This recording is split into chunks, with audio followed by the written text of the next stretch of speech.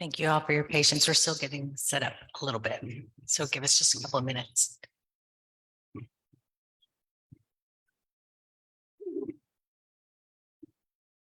All right, we're good to go. Good morning. Hope everyone is doing well. Thank you. So welcome to the final panel of the 34th annual Eudora Welty Symposium. Thank you for coming. I'm Dr. Brandy Wilson. I'll be serving as your moderator this morning, and it is my honor and pleasure to welcome you today. Today we'll be featuring the Eudora Welty Prize winner, Annette Trefzer, along with readings from T.K. Lee, Earl S. Braggs, and C.T. Salazar. I'll introduce each of our readers before their respective readings, and after each reading, there'll be time for a Q&A. We'll have a brief intermission following our second reader, T.K. Lee. Our first author is Dr. Annette Trefzer, this year's Eudora Welty Prize winner.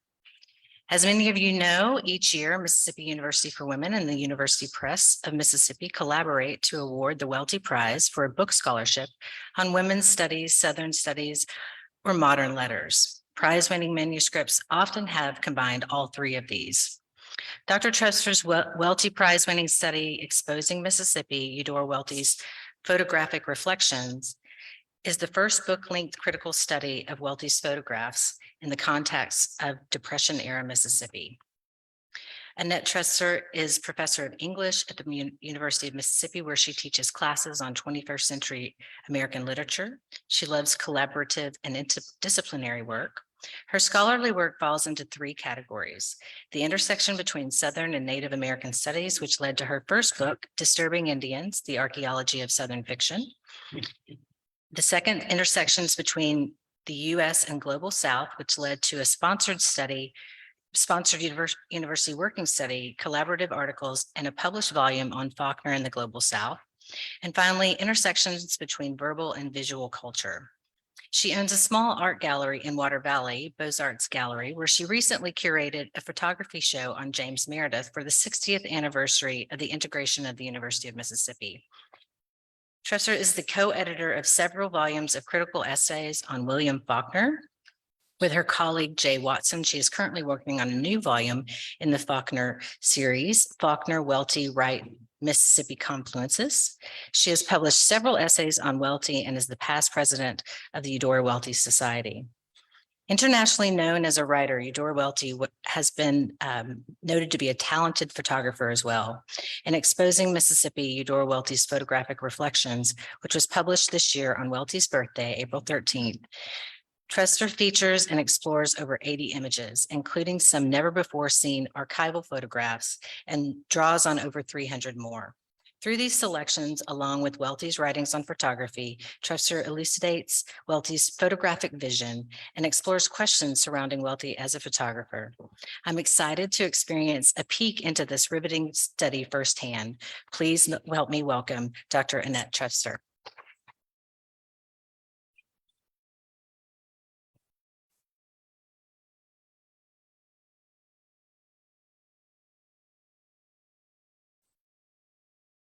Yeah.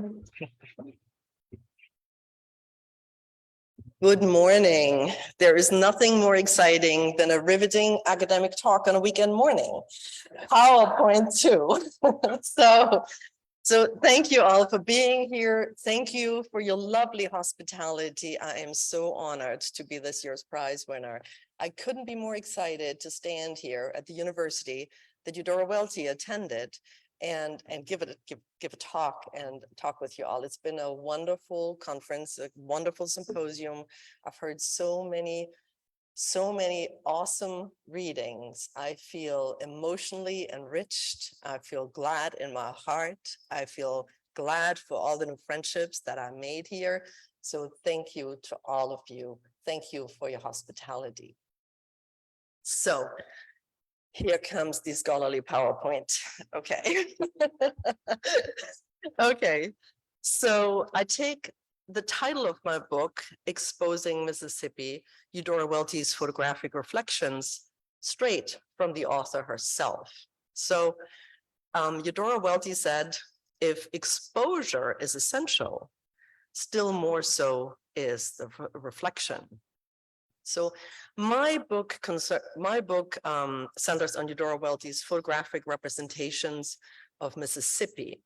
For my research, I spent a lot of time in the Eudora Welty collection at the Mississippi Department of Archives and History in Jackson, where all of her photographic negatives are kept. Of the total of 1,063 negatives in Welty's archive, only about 300 have been printed, exhibited, or published to this day. So this means that we as a group haven't seen about 700 of her photographs yet.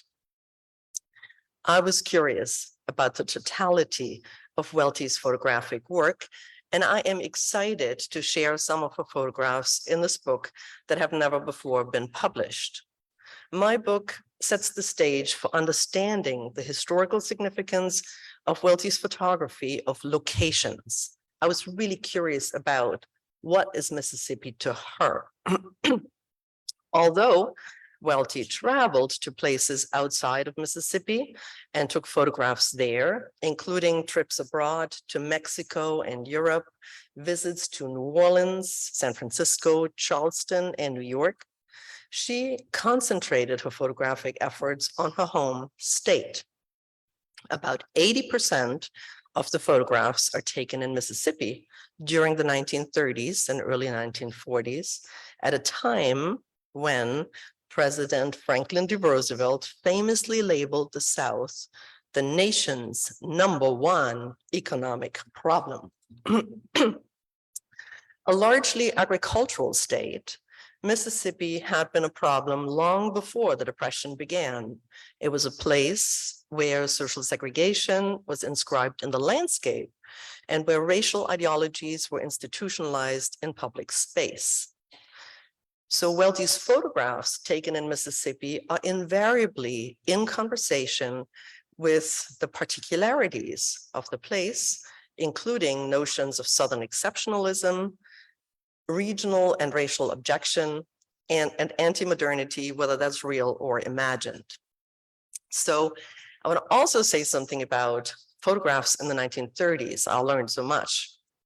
In the 1930s was also a time when professional photography, I'm at that age where I'm like, is it better with or without glasses? Okay, so when professional photography as an art form was still a controversial topic, and personal photography was a young enterprise for the middle classes who could afford to buy a camera. In the Welty household, her father, Christian Welty, not only owned a camera, a folding Kodak that was brought out for Christmas, birthdays, and trips, as Welty recalls, but he supported the establishment of the very first camera store in Jackson. It was called Standard Photo. Welty received her first camera, a Kodak Brownie, in 1922, which she used to take photographs of family events and friends. In 1930, home from college, she began to experiment with artistic compositions and learned to see light and shadow, lines and patterns, and so on. As Welty became more proficient with her equipment, she increasingly used her camera for photographic endeavors beyond personal recording to document the cultural landscape around her. Now comes this point here where I'm moving on. Yes, great. So anyway, she was increasingly serious about photography, and she upgraded her camera equipment in the 1930s when she worked with 3 different kinds of cameras. She first had an Eastman Kodak with a bellows she used prior to 1935, and Eudora Welty would have been 24 at this time, just to tell you students. A Recomar camera she used between 1935 and 1936, and a Rolleiflex post 1936. She loved that camera. Welty's photographs, therefore, can be roughly dated by the negatives from her different cameras. So when I look at the archival negatives, I know which camera was used, and therefore I know when she took this photo roughly. So we can also grasp, so Welty updated her camera and she had professional aspirations as a photographer. We can grasp her professional aspirations by her attempts to exhibit and sell her photographs in the 30s. She showed her photographs in Jackson, Mississippi in 1934 at the annual state fair when she was 23. A year later, she exhibited her work at Chapel Hill, and she had 2 photography exhibitions in New York City in 1936 and 1937. She applied to study with a well-known professional photographer, Berenice Abbott, and she also applied to Roy T. Reed, who headed the regional division of the Farm Security Administration in 1936. You may recall the Farm Security Administration was under the WPA, and it was the photographic division. So she also tried to market a photo book titled Black Saturday that she proposed to 2 publishers in New York. Further, she contributed photographs to the WPA Guide to the Magnolia State, which was the tour guide to Mississippi in 1938.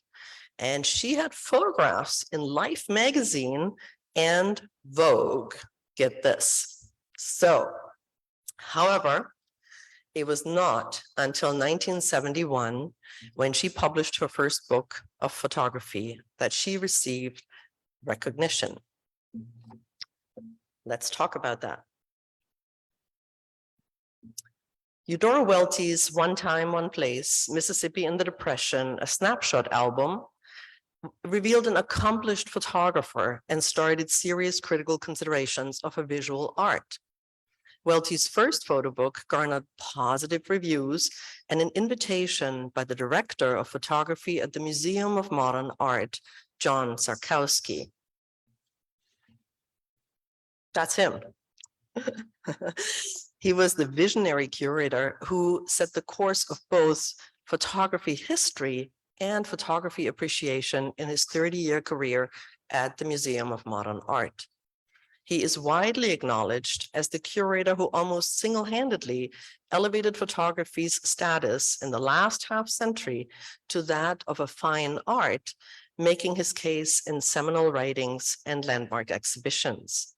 So, for instance, prior to his invitation to Eudora Welty to show her photography at the Museum of Modern Art, these exhibitions, included major retrospectives of the work of, name some photographers, André Kertész, Dorothea Lange, Cartier-Bresson, Brassailles, Bill Brandt, Eugene Auger, and Walker Evans. So Sarkowski was daring and controversial when he first showed the transgressive work of Diane Arbus to a storm of criticism, presented casual street photography and documentary images for art appreciation, and staged a color photography exhibition by a then unknown photographer from Tennessee, and his name is William Eggleston. In short, he curated and canonized almost every well-known photographer. So when John Sarkowski invited Eudora Welty to the Museum of Modern Art for a lecture on her photography, this was an extraordinary recognition of her visual talent by the nation's foremost curator and critic of photography.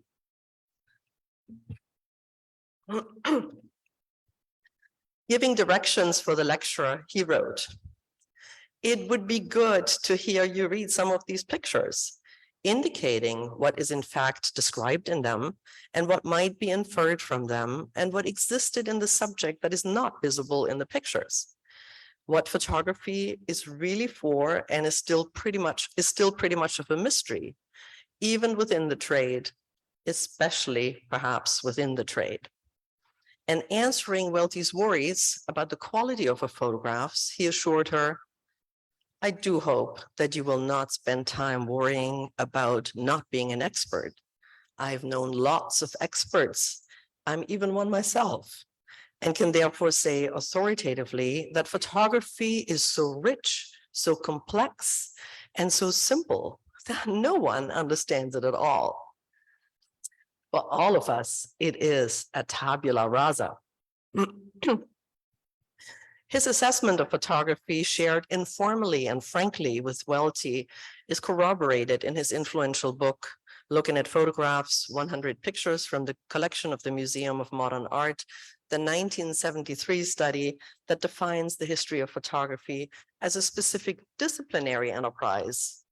Photography as a medium received little serious study, he writes, and the reason is that the commonplaceness of photography and the radical differences between it and the traditional arts has made it a problem for theorists, and one that has not submitted with grace to the traditional intellectual apparatus of art historical study.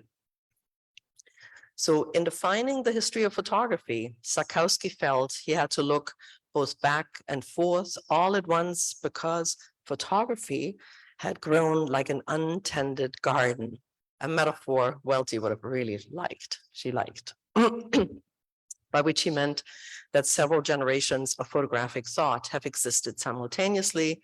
Thus, collecting photographs, he said, is filled with mysteries and unexpected adventures.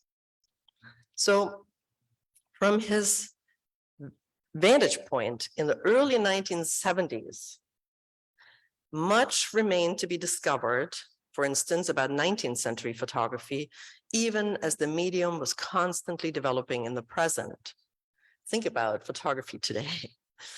He sums up by calling photography the most radical, instructive, disruptive, influential, problematic, and astonishing phenomena of the modern epoch.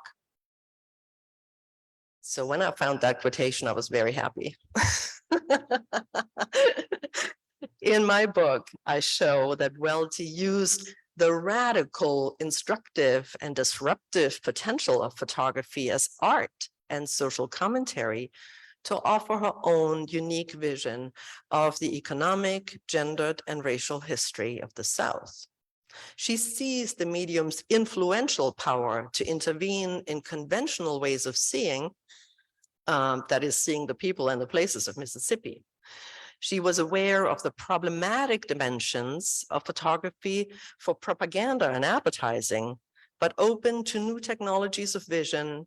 And in taking exposures in Mississippi, she contributed invaluable images to the astonishing discipline of modern photography.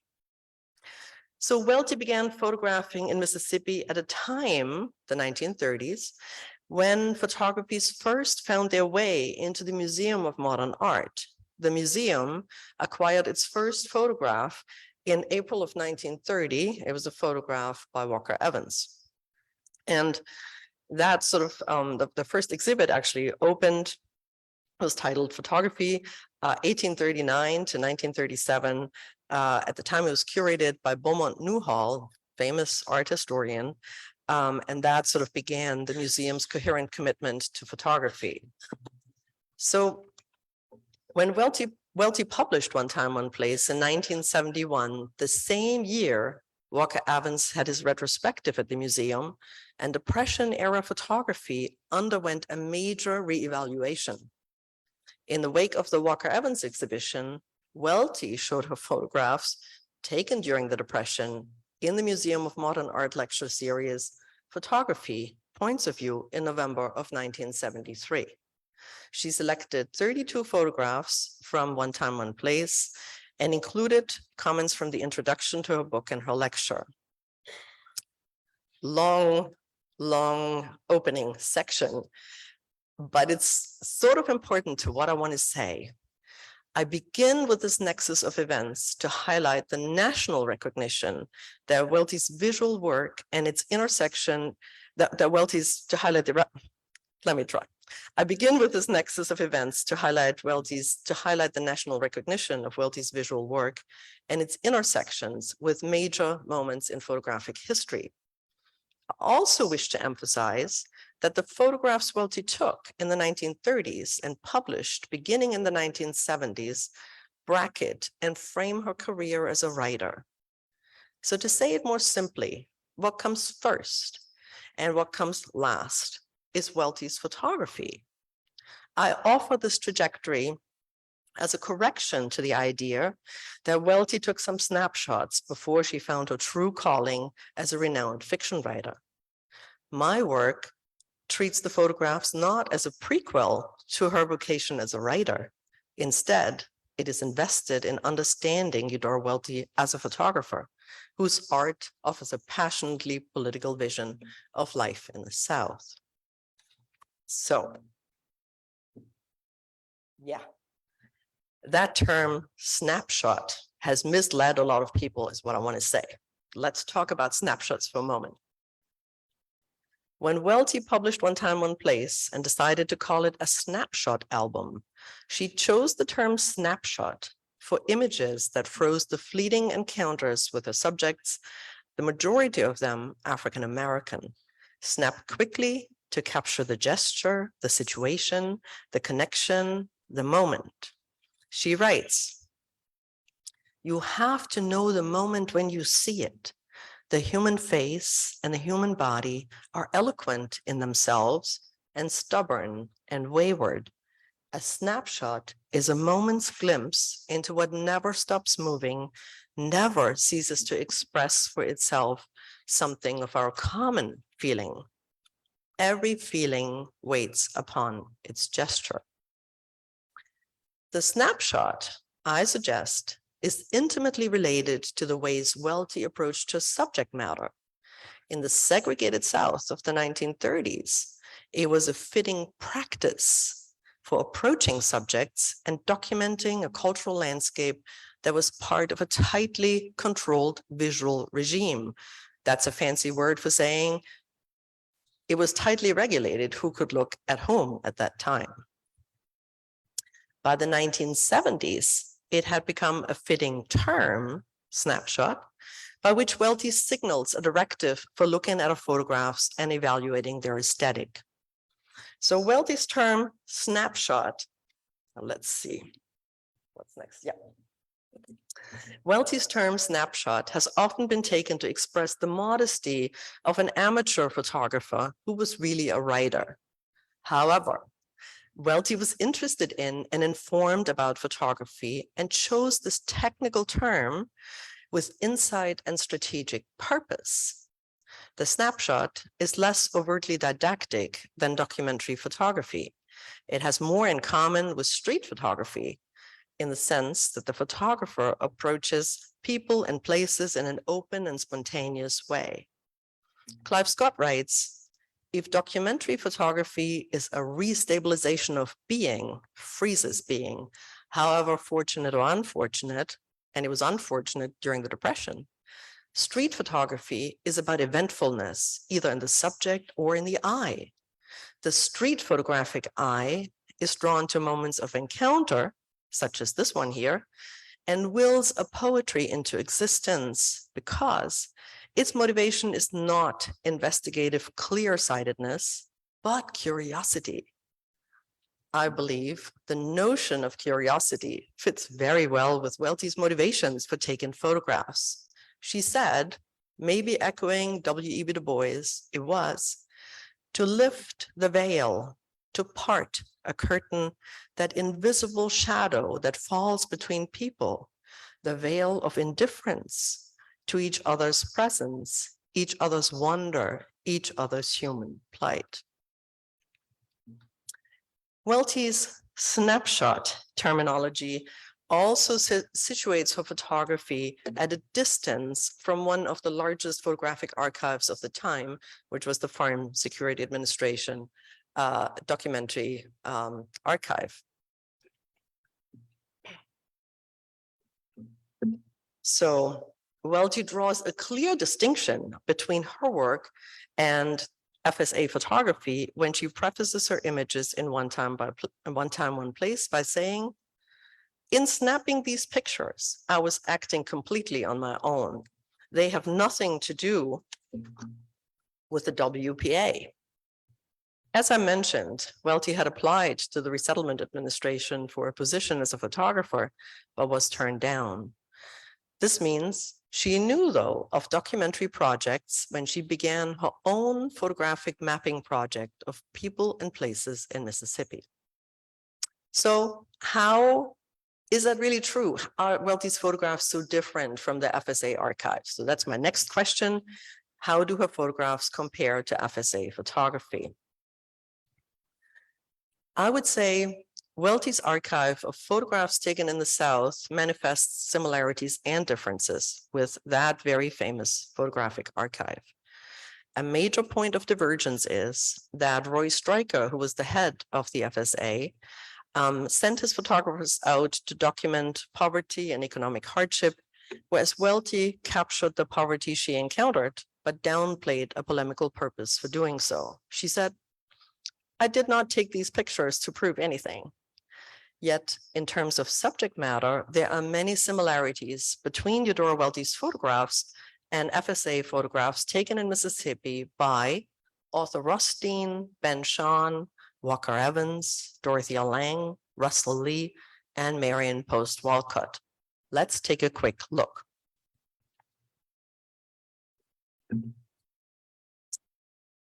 So, for instance, Arthur Rothstein, the first to arrive in Mississippi on the FSA assignment, took a photograph titled Sharecropper, Lauderdale County, August of 1935, of a man in a white cotton shirt, wearing a hat and round glasses and holding a cigarette between his lips. This half-length portrait of the man resonates very closely with Welty's similar portrait shot in the same format of the WPA farm-to-market road worker, Lowndes County, who also wears a hat and strikes a match for his cigarette. Walker Evans's The Homes of Negroes, Vicksburg, March 1936, shows a row of 5 wooden cabins with tin roofs along a dirt road. They're contrasted to a big white 2-story house that peeks from behind this row of cabins. Eudora Welty also documents street scenes and housing in Vicksburg and also Jackson, and has many photographs of a similar, perhaps the same row of cabins.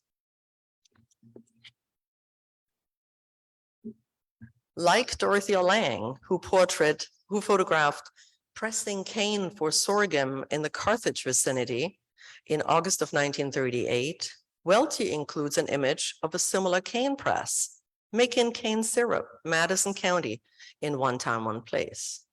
And although Marion Post Walcott's photograph cutting hair in front of a plantation store, Mileston, Mississippi, in November 1939, shows a version of an informal outdoor barber shop of men with an audience of 5 men on a low porch in the background of the action. And Welty's photograph, Hairdressing Q, Hinds County, depicts a group of 5 children around the women's hairstyling session on the porch. The subject matter of outdoor grooming is remarkably similar. These correspondences can also be seen in Walcott's visiting in front of the courthouse, Lexington, October 1939, and Welty's political speech, Pontotoc, where groups of whites are captured in conversation around the county courthouses depicted in the background.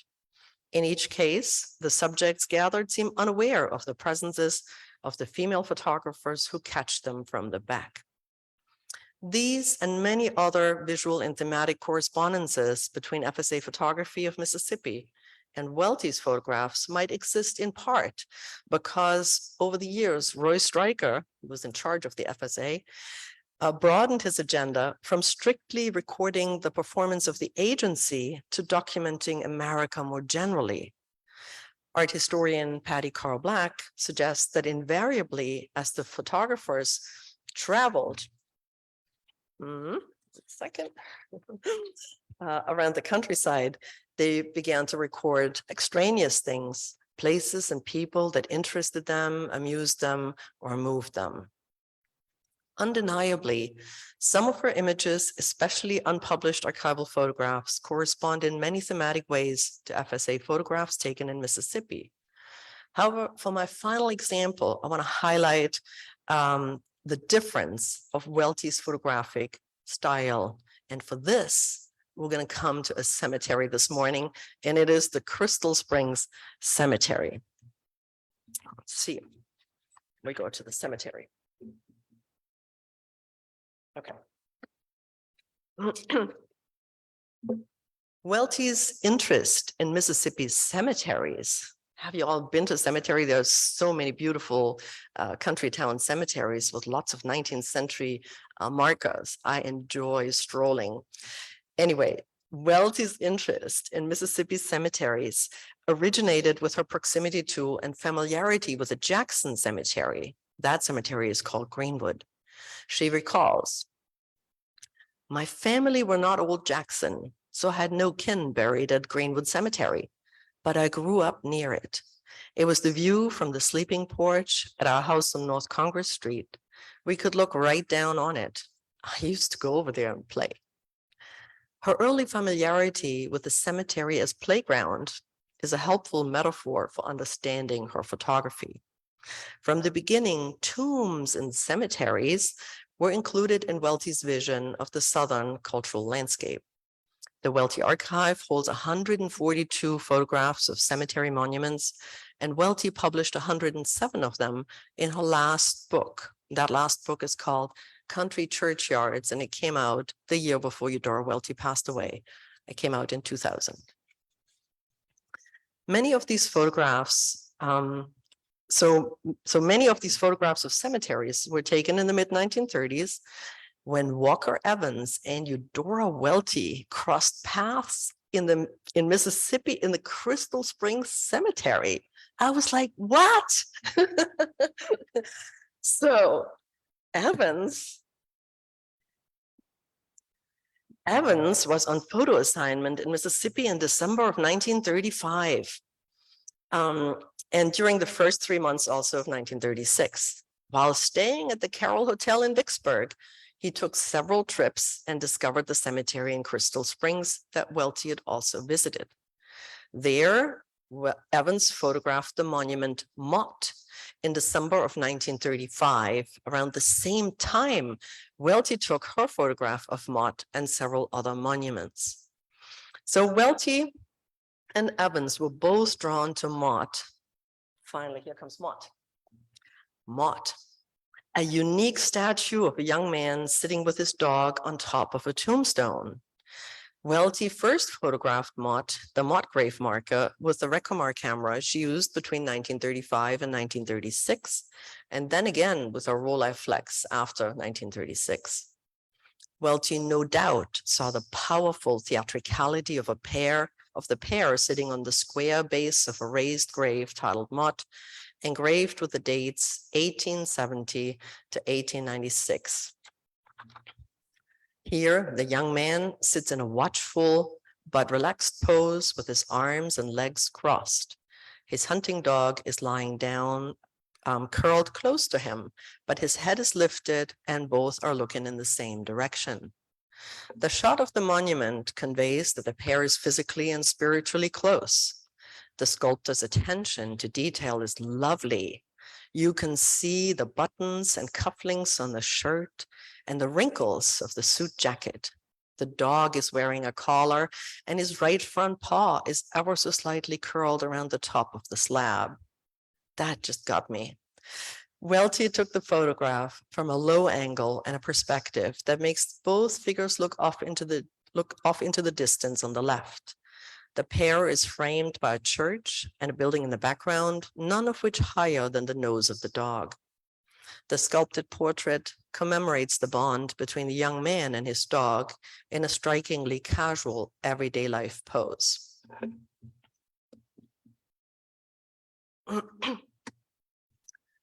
Evans's photograph of the same monument is taken from the front so that both figures look directly into the camera. It is a straight-on take, typical of his photographic practice and perspective. Lincoln Kirstein characterizes Evans's straight photography, not only in technique, but also in the rigorous directness of its way of looking. Unlike in Welty's angle shot, aimed to produce story and mystery, in Evans's photographs, every object is regarded head-on with an unsparing frankness that Kirstein describes as clinical and even stripped. So like Welty, Evans chooses intensely dramatic material, but unlike her, he includes the surrounding graves to focus on the Southern Cross, staked by the grave to the left of the monument. Can you see it? The wider camera frame places the statue within a cultural landscape explicitly coded as Southern. Once the viewer notices the honorary cross bestowed by the United Daughters of the Confederacy, an additional cross becomes visible a little bit further in the distance on the left. So these two photographs of Mott, this is kind of beginning of my conclusion, show that the agendas of the photographers were different. For Evans, it was important that Mott was explicitly coded as part of a Southern geography. This is my picture from the South. Check it out, the Southern Cross. For Welty, the unique statue claiming space in the theater of the small town cemetery was a tribute to the artistic talent of the unknown itinerant sculptor. These photographs reveal that documentary and preservationist impulses are operative in the work of both photographers. However, Evans's lens targets the object straight on for a sober look at the subject matter, whereas Welty's eye searches the potential for creative play. Mott was a single shot in the larger canvas of Southern Curio for Evans, but it was part of a sustained commentary on memorial art and social ambition in Welty's photographic work. Last sentence, Welty had an eye for spectacle, I think we know that, and human drama, and we know that too. And her cemetery photographs are no exception to this photographic aesthetic. Thank you.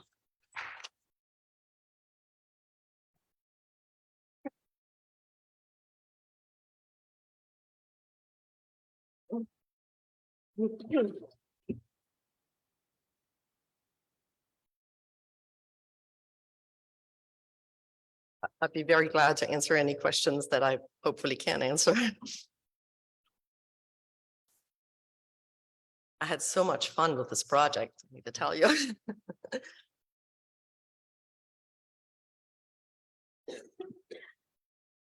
First of all, I absolutely love this. And I'm just really curious to know, how did your relationship to Welty's writing change after looking at these photos? Did you notice any elements in the stories differently or revision any of her, written images after looking so deeply? That is such a lovely question. Thank you very much for that. It sort of really confirmed my sense of her cleverness, of her wittiness, which we know from the stories. They're subtle and there's a twinkle in people's eye. There's a twinkle in her eye. It's like, yeah. And so these photographs, I mean, they made me really appreciative of her understanding in a visual way of her environment. She had, she photographed parades in Jackson, and she wanted to be where the action was. And so the photographs are related. Some of them, scholars have tried to relate them to some of the stories, saying, oh, that's kind of like, in A Curtain of Green or something. But I think, and Welty said that actually, she said, photography and fiction are two different genres. She said it better. I can't say it like she did. And they should be kept apart. And so for her, the photographic enterprise was different from the fictional enterprise. But I see the same spirit at work, the same close attention to detail, the same, I'm checking out this campy monument. So I'm sort of interested in in my environment. I pay attention. And as a fiction writer, I mean, you guys know much more about that. Fiction writers or writers, attention to detail is so important. And I see that. She taught me how to look at the detail in some of the photographs, and it was extremely rewarding. Thank you so much. Thank you.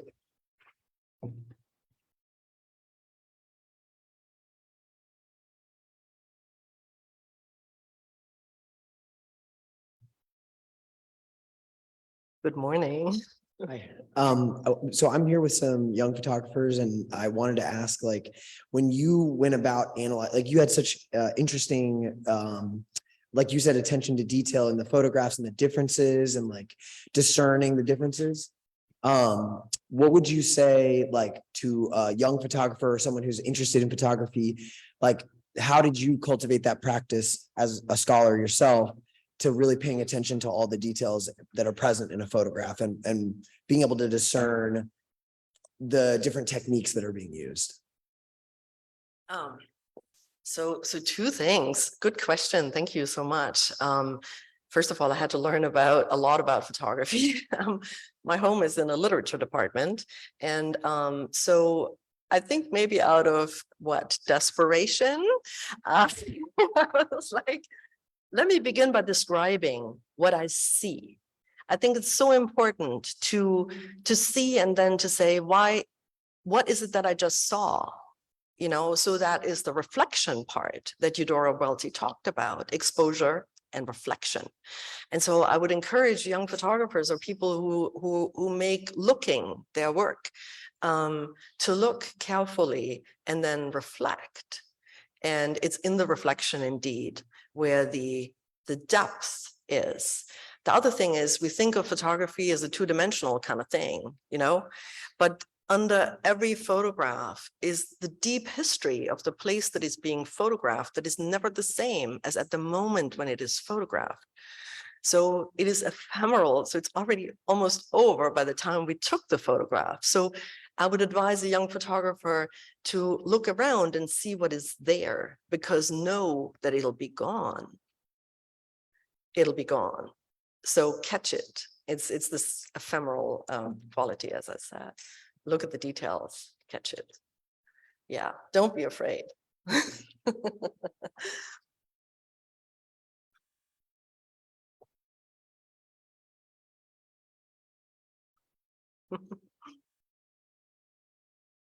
I have one of my favorite photographs is the photograph of the camel that I just flashed and didn't even talk about. Just like, what is this? Is so amazing.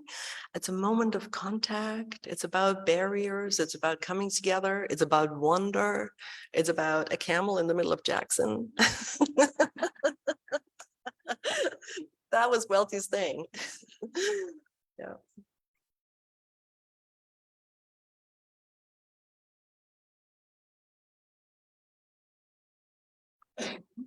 Sorry, it took me a long time to get down here. So since you just mentioned snapshot of the camel in Jackson and you still have the Crystal Springs behind you, I noticed in the book you also show, I mean, Eudora Welty was a world traveler, a Mississippian of the world, and she was taking these snapshots in places like Paris and New York and on her, just on her personal journeys. So how would you compare the snapshots set in the South to those set elsewhere in the world? And did people look at them, did outside observers look at them the same way or differently? Good question. Thank you for the question. So I mentioned briefly in my talk that Eudora Welty applied to Berenice Abbott, who was a well-known photographer because, she, when the photographer Eugene Auger died in Paris, Berenice Abbott was a young woman and she was apprenticing with the photographer Man Ray. You heard? Yeah. So it's like, and so Eudora Welty applied to the photographer who's also a woman who had worked with Man Ray in Paris. And she didn't apply to anybody else, by the way. Yeah, okay. So when Berenice Abbott, when the Depression began, came back to New York City with a big archive of Auger photographs that she was, that she was also selling to some people that she knew in order to make a living. Eudora Welty applied to Berenice Abbott, and even though she did not get to study with Abbott, who was teaching at the New School of the New School of Social Science in New York, she went to New York with her better camera, that Rolleiflex, and she began photographing New York. And so the snapshots, quote unquote, that Eudora Welty took of New York City are in some ways, they resemble in some ways Berenice Abbott's photographs. So there too, she barely missed and crossed with a super famous photographer. And how do the photographs compare? Well, they were both interested in the environment, in the place, in capturing, say, the elevated L, the elevated L, the L, and to be interested in architectural change. Essentially, they were interested in architectural change. Abbott really went after that in her book on New York City, which was sponsored by the WPA, and Welty went for it in a kind of very similar way. They have most amazing shots. This is in one of my chapters. So I would say, how does the snapshot technology from in the South, where looking was an issue, differ from looking in New York? See, Welty's camera equipment was not as good as what Abbott was working with. And so when Abbott took these amazing photographs of New York, she had the equipment and she could set up somewhere to shoot what, the Iron Building, or, you know, Welty couldn't really do that, but she photographed in the same neighborhood and she saw the same things, a street market, a gypsy sitting on the stairs, things like that. And she was like, this is it, a political speech, snap, like men out of work, snap, it was the Depression. She always, you know, she has a lot of photographs of people from the back, but also she used to ask, may I take your photograph? Would you go on with what you're doing? Most people said yes.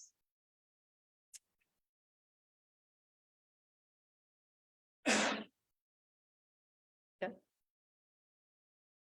Good.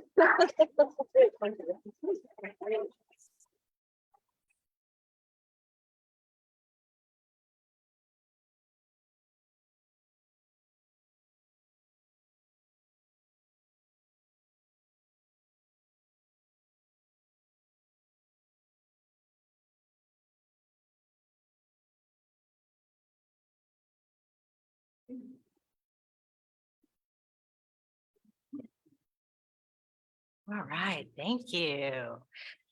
Next, we have TK Lee. I'm very honored and grateful to be able to introduce TK Lee, affectionately known to most of us as Chris Lee.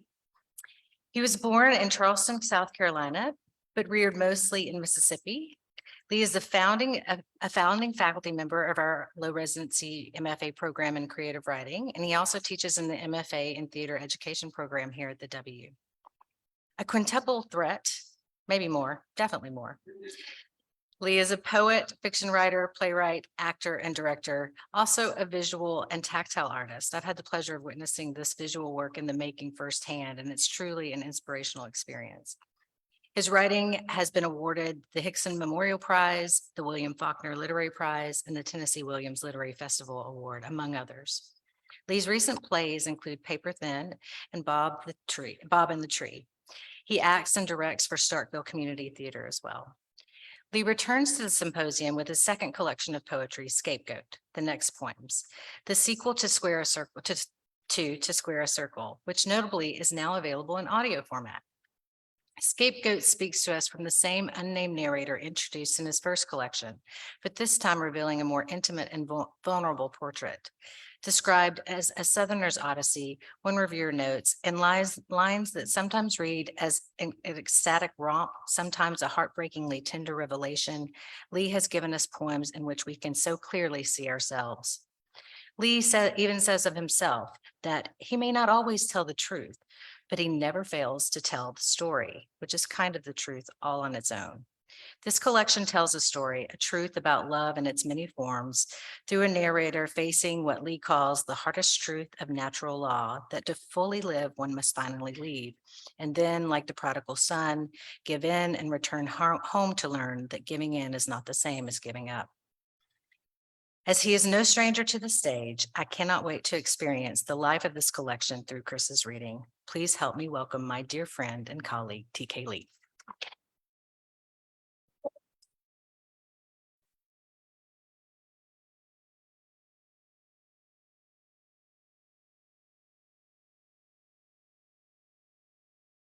Thank you so much for that lovely introduction. It's certainly an honor to be back and to be asked back, I should say, which I take it to mean I did a good enough job the first time. And since I work here, I hope I could say it means I'm still doing a good enough job where I am. So as was said, Scapegoat is book 2 of a 7-book. We'll see if it happens. This is only book 2, but that's still closer to 7 than 1 book series. And it follows the same narrative from To Square a Circle, which gives you a full circle picture of the unnamed narrator, birth, life, and death. And so the hope is that every subsequent collection is going to focus more intently on one of those significant emotional moments in the life of the narrator and sort of uncover more of what makes him tick. And so Scapegoat as book 2 is the first book to explore an emotion. And in this case, it's love, love lost, love learned, longed for, and left behind, if you will. So with that, I will get started with the first poem I'd like to share with you, which is entitled Hospitality. There are 2 of them. Let's say it's a father and a son. It isn't. It's an uncle and his nephew. 76 to 42.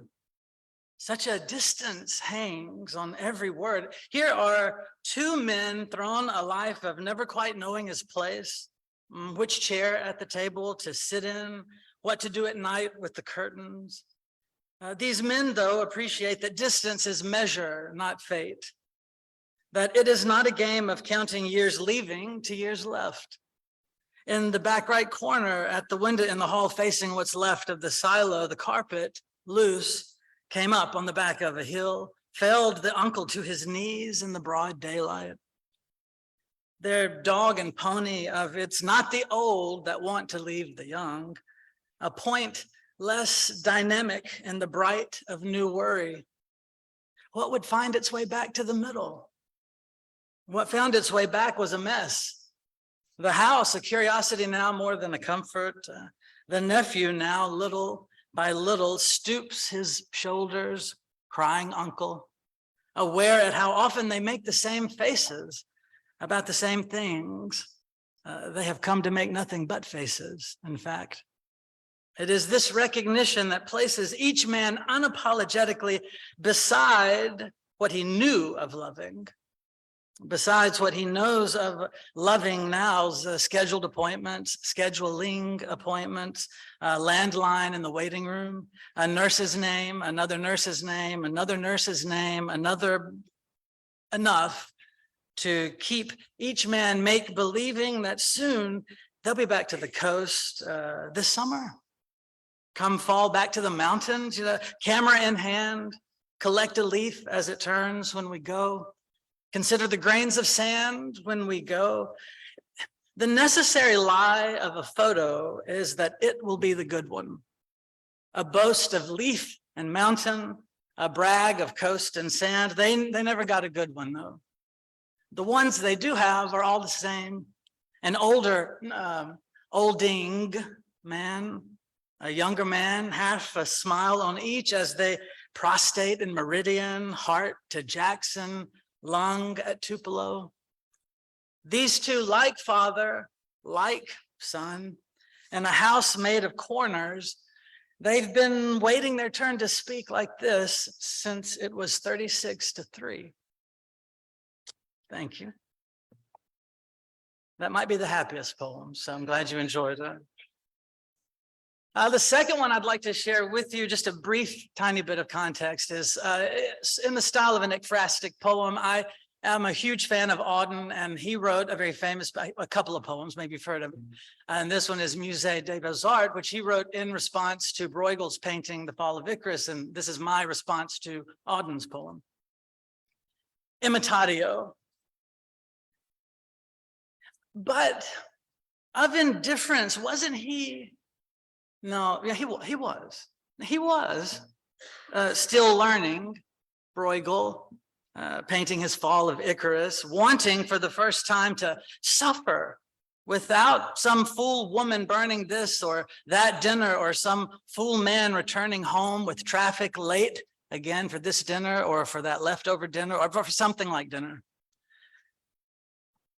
Until he began to notice the children sprung forth, wholly made, swollen with such indifference at how capably they could climb out of their cribs, disturbing plate and cup of fleshy cheek and lip, trying to remind their jabberjaw parents how easy it is to forget. If what goes up must come down, then falling isn't failing, it's another way of flying. You're thinking, Icarus chose to drown, a purposeful glut of wax and wing, or better yet, you're thinking Bruegel should have done more about skinned knees, less about the center. Well, Bruegel's different.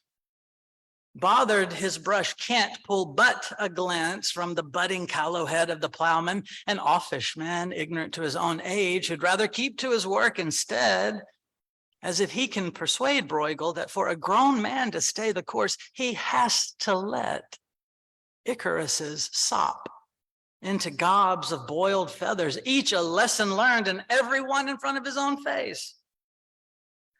The plowman, though, and we're meant to be the plowman in this extent, will come to realize he's, we're left to be the only witness without consent, without any dinner at all, and without regret for not caring in the first place. Thank you. Next, I would like to share with you a poem entitled Old Dogs, which is sort of my nod to Randall Jarrell and or, the fugitive poets. So here we go. You were ordinary, the way you'd stand dull, erect, alone, punished apostle of the pedestrian. In the hot of the day, you fashioned a crowd of two, your shadow and you, muttering, wondering out loud at the riddle of a cracking sidewalk. Oh, when you moved, you shook enough earth to look busy. One eye staring ahead, the other eye staying closed. You kept yourself in circles. Your mother said that's why you quit. Your mother said you joked about quitting before, but on a Thursday.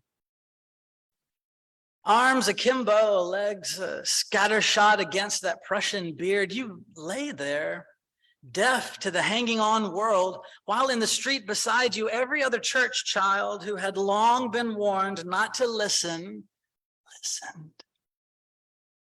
The thrust of your loud, quiet, punch-drunk prophecy ran straight. Church children have such sticky lobes. In the jitney jungle, like the natives, like the loafs, with their baited bread, which they use like a threat, like a lure, to pinch off and throw at the local fish. An insult, too, how unnoticed you went previously. Even with how near you stood, it closely walked right next to real on-the-earth people, tied in place to their tugged-at ears. A real shame you wouldn't use both eyes so you could full see they couldn't have hear how much you preferred that. Can't do a thing about it now, your mother said. You can't go back. We can't do backwards. That's ridiculous. If we went backwards, he'd still never see. He wouldn't hear that blame car coming up behind. Don't be absurd. You would have laughed like the rest of us, though I doubt you'd have done it first. Every single person stared at you, lying there like you were. Some saw a man suffered gladly. I saw a mountain, stopped body, heaped onto itself, rubbled like fallen rock. A woman who meant well with a small red-faced kid at knee on her brisk, curt, quick way to the zoo, with what passed as a glance to spare, hollered out loud to everyone there that it couldn't be you. To everyone she passed by, too. She didn't stop. She kept on walking like she was someone we all knew. I would have leaned in, at least, to make sure. Would have done a close read of your forehead for the kept zeal and that constant crease of your telltale brow. That's how I'd have done it, to make sure. I forget why you went out into the street. I wasn't there. They thought it best to say you were distracted by blank. A last Elevol with that clumsy pill bottle, a stub of a cigarette, likely still lit. Okay, maybe. Or maybe it was some younger man, too familiar with the crowd. Born out already long in the arm as you, same grip on a word. Except what you made loud, he didn't. So they all took him to be nicer. It happens. Did he call out to you? Did he use your full given Jesus Christer? No. You being you, it wasn't a him, it was a her. There was some woman, Mary Magdalening the sidewalk, busking little more than noise. Those that gawk around her didn't care who you were anyhow, any more than she did. She swore her baby boy was under your rubbled brow, in near repose, still dead, still being, the irony, washed out of the turret, still holding the hose. Well, if she called you a name at all, God knows. That's it. Is it that age pulls you further away from your name until you're no longer familiar and you can't even tell if you're a person, a place, a thing? That's a particular shame, since the name is all three. There's never going to be anyone who could tell you that a car was coming to remind you to look both ways. Of course, you can't keep a name you no longer have. Some say you did hear that car before you crossed the street, before you stepped off that cracked sidewalk right out in front of that car. He probably did hear that car coming. Some say that you did it on purpose. If you say that, probably what it was is it wasn't an accident. But I say, running away is hard work, especially when you lose sight of what your name looks like, especially when you forget how people, places, and things sound, especially when you can't tell the difference between hard ground and grass growing green enough to let you know where or even when the city has come to an end. All right, we're still good? Everybody okay? All right. Next, I'm going to butcher a sonnet. This is entitled Postmodern Realism.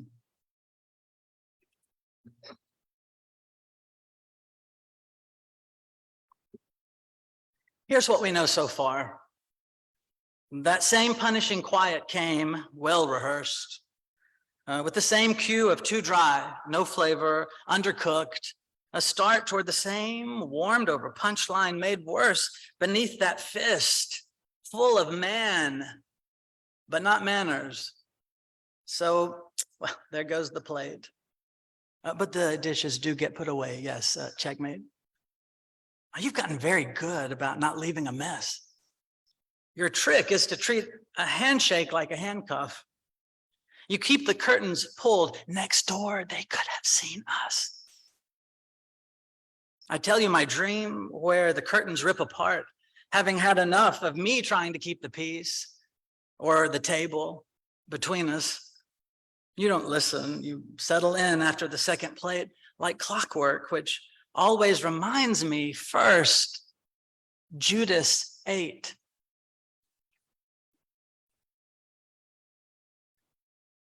Okay, and by request, I'm going to try to read a very difficult poem because it's the narrative is split, sort of bifurcated between what you would read and then what's in text messages. And I was going to rely on my theatrical background and use what we call in the industry a prop.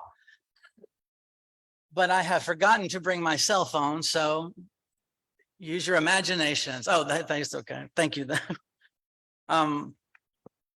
Here we go. So, full love. A text at 9 p.m. She's not that pretty, a newborn. Blanket commentary, and it's always true for every baby, isn't it? A picture followed 9:05. See, I wasn't lying. Which only proved you know how to.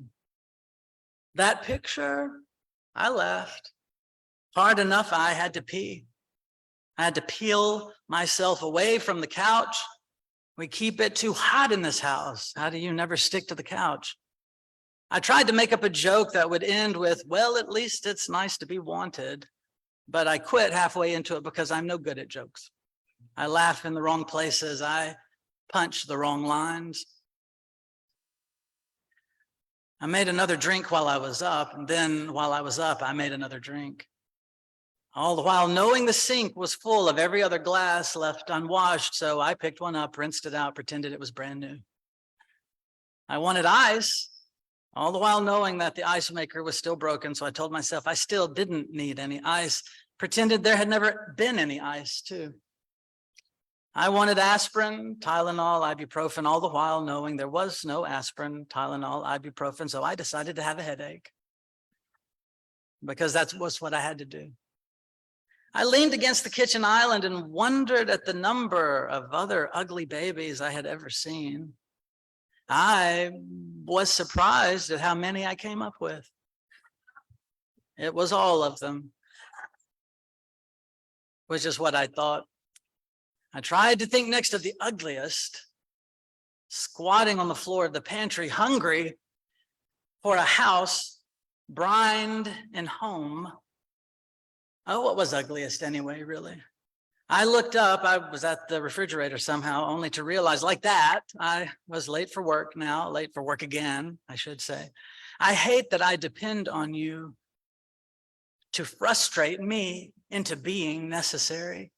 Unlike the dog in medias res wine for you room to room on the hour. Unlike the mail, which I didn't get yesterday or today, which will become tomorrow's mail.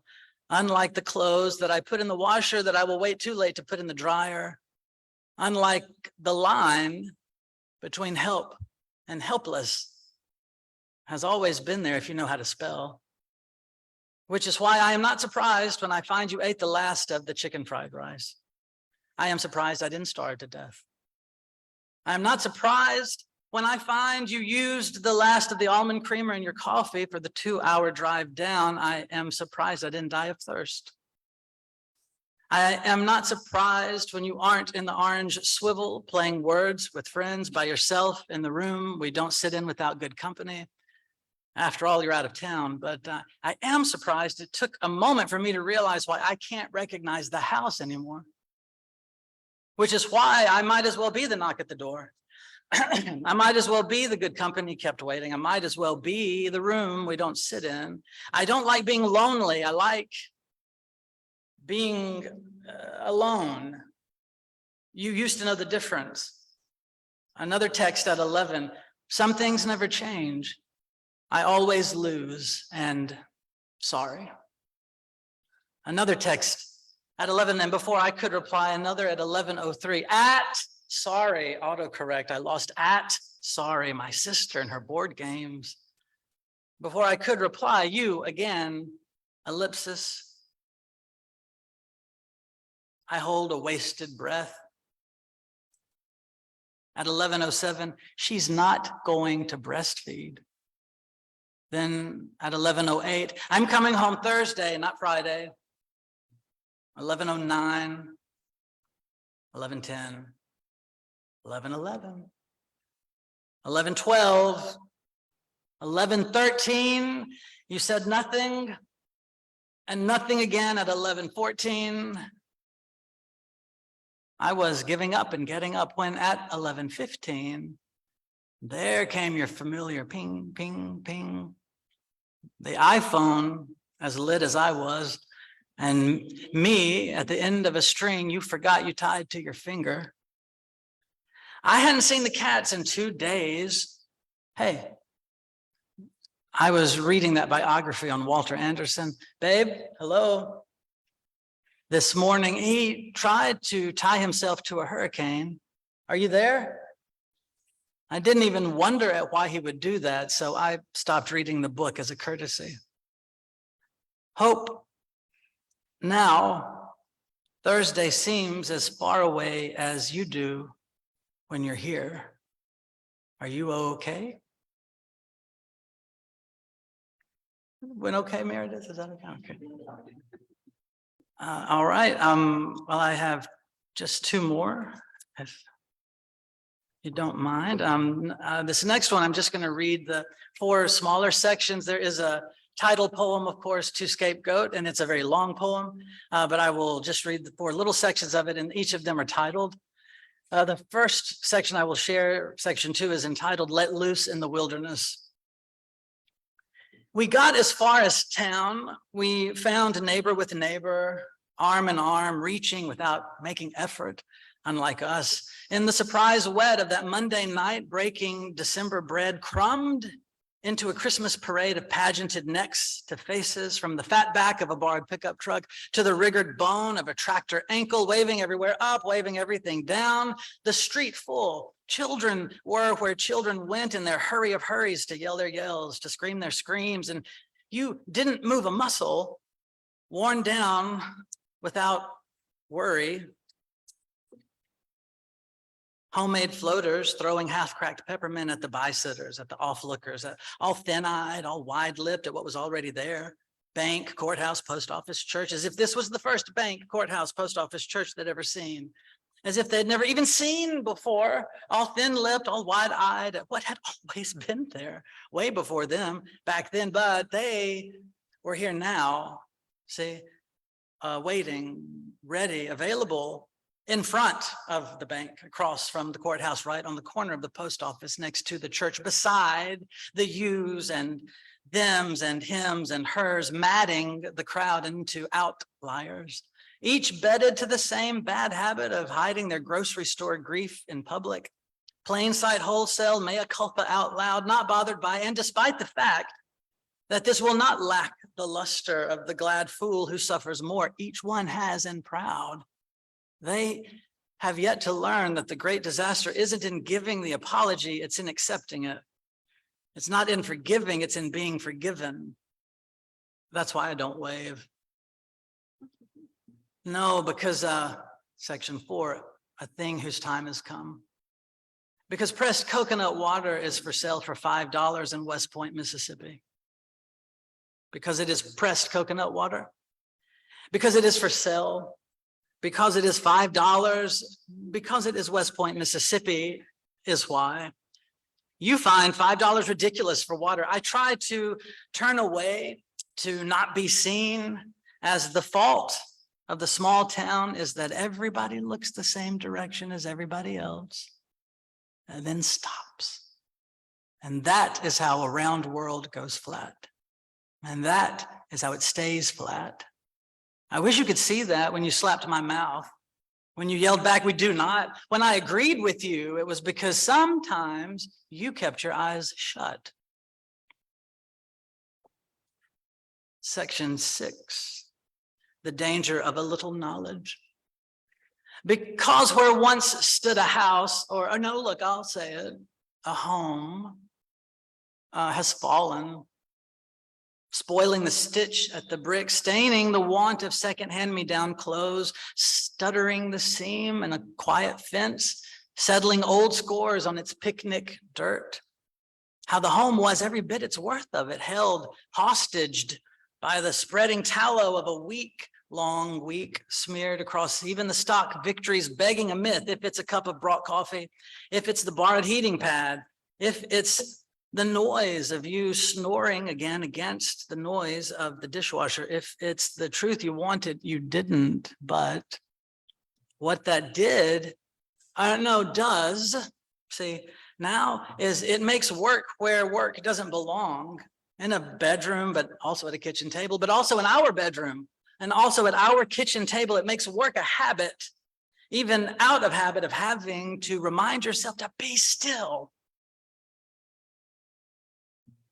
to have nothing to do with us. It makes work for me out of loving you.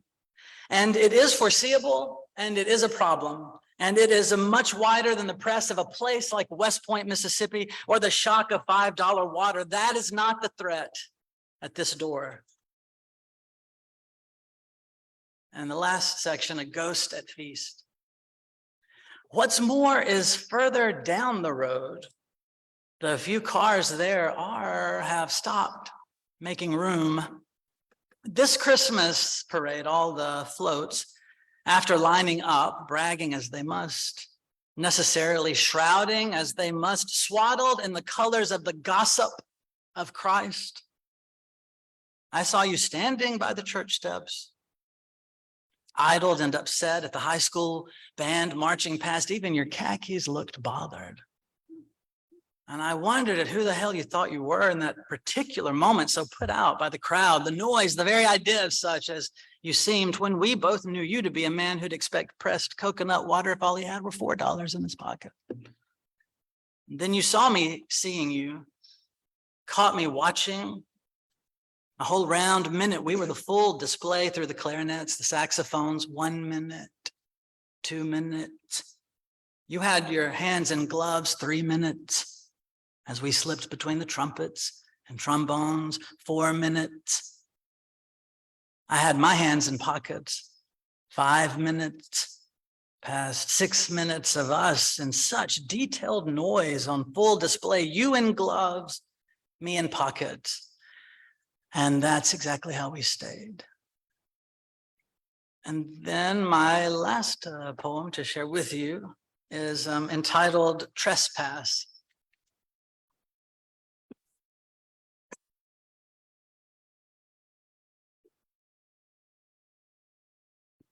The story begins, they were not in love.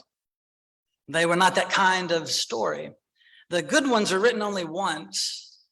They were written to be rewritten. They kept getting misspelled, left in behind the line, but it is with this sentence the story begins.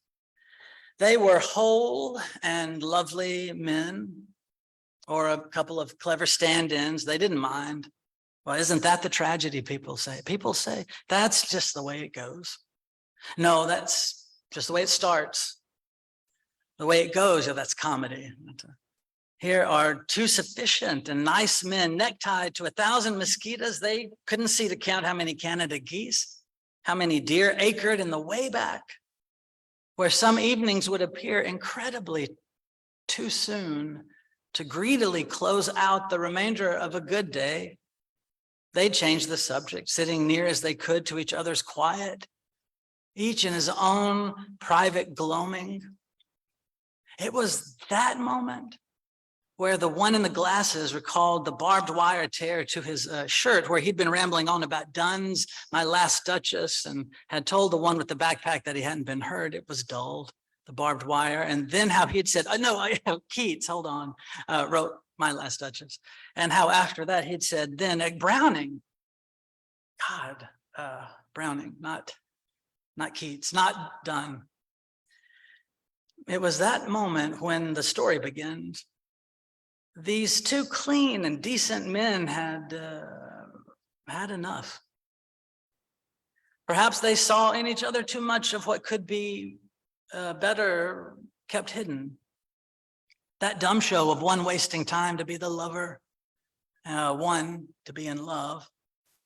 But it was dark and hard to see that cruelty is the oldest truth the story begins with.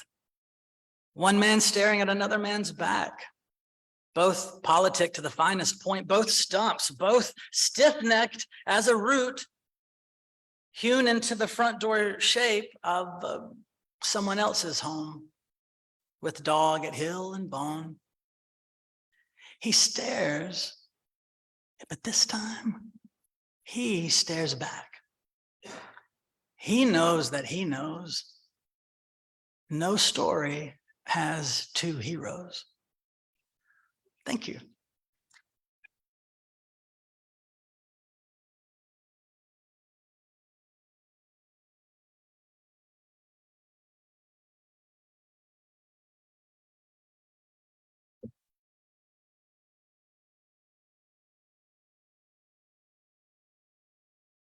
No, don't stop on my account, please. That feels great. Are there any questions or? Yes.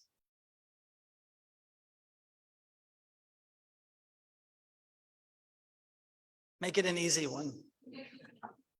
When you first started writing, what age were you and what did you experience when you had other folks to check it out and the experience that they had when you started writing?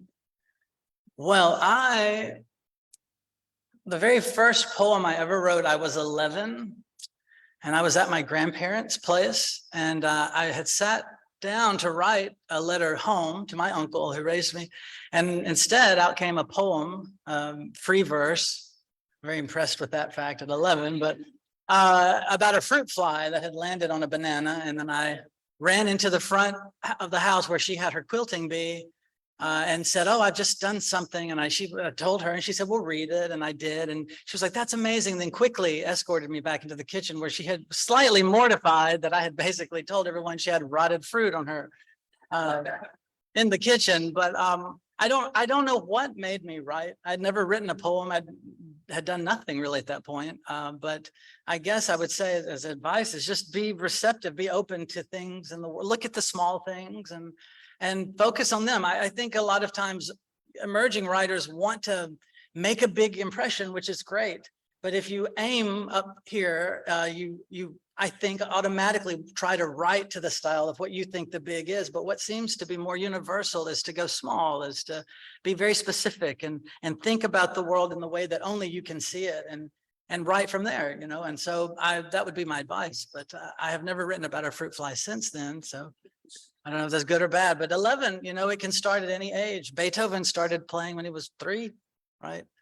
So just if you have the compulsion, if you feel the need to document anything, I would say follow it. And I hope I answered the question. I think about that fruit fly a lot. Or, oh, did you stop? Oh, go ahead.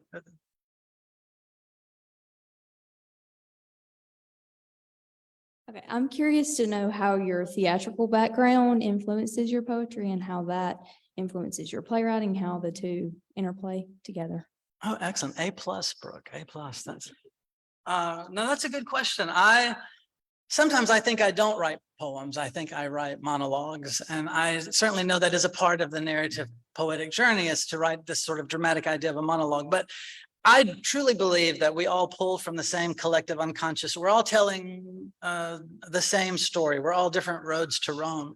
And for me, I teach and believe in the philosophy that genres inform each other. So for me, for instance, I won't lecture, but I will remind, if you are in a class, I'll tell you, if you remind me later to tell you, but I don't believe in writer's block. And by pursuing different factions of genre, that's what helps me not have writer's block. So if I feel overwhelmed by a scene in a play, for instance, I will take a step back. I will look at it thematically. Let's say it's about a broken heart. And I will go, okay, I have so many ideas that I want to write about, but I have to channel and focus. So I will take the theme and I will go write, you know, like a villanelle or something that's highly restrictive. And you really have to focus on your best words and your best order, because those lines repeat. And so by writing this villanelle, it trains my thinking, it tightens my focus, and then I can go back to that scene with better, you know, armed with better ideas about how to get through. So instead of a writer's, the idea of writer's block, I call it a writer's box. And I keep tricks and tools like that in it. So if I feel stuck, I just go, well, let's just do a villanelle. And then if I keep the scene, great. And if I haven't wasted a day, because now I have a villanelle. And I think that from the writing perspective, that happens. From this perspective, having acted, I don't know. It sounds like I'm going to glorify myself, and I don't mean it to do that, but I will, let me say it this way instead. Experience everything, document all that you can. And then when you truly recreate, right?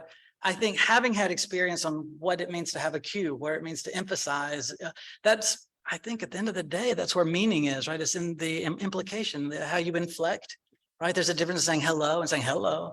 I mean, we're not a tonal language, but we desperately want to be. So we put attitude into everything. And I don't know that it's really that lifted from how we are in the everyday, except you have to be aware of presenting. But I guess that answers the question. I don't know. I mean, it's the only way to make it seem like it matters to me when I write what I write is, this is my true test. You know, is like, can I make the meaning land the same? And that full love poem is hard, in my opinion, because I think you need to see it. But did you feel like you missed out on what it meant? The correct answer is no, we didn't, but you could say whatever. But acting helps you envision how to say things like that or how to interpret. But I do think they all speak to each other. I think theater, specifically when you write a play, you really have to make the words count. Kurt Vonnegut's big rule was like, just don't waste my time, right? And so you want to make every word count, but at the same time, every word can't be the most important. And so I think learning to act when you get on stage teaches you how to color language and line by line, which matters, I think. So I hope that ramble got to a point that was okay, good. And oh, you can be next if you still have a question. I know. Okay. My name is Mondo. I'm with the Rosedale Freedom Project, and I got a question like, what made you get into acting? Say it one more time. I'm sorry. What made you get into acting? What made me get into acting? Well, as a child, I enjoyed lying. And not for big things. I wasn't an only child, but I was brought up separate from my siblings. So I was brought up as an only child. And I guess, I don't know if I was bored or what, but I would dare myself. Like, could I get my uncle to believe that, I would always come through and be clean about it. I wasn't, but he finally, one day he goes, look, there's only one place where this is okay. And let's get you into that place because you're gonna get in serious trouble at some point if you. And so that he's a great, great storyteller. I grew up with a whole generation removed.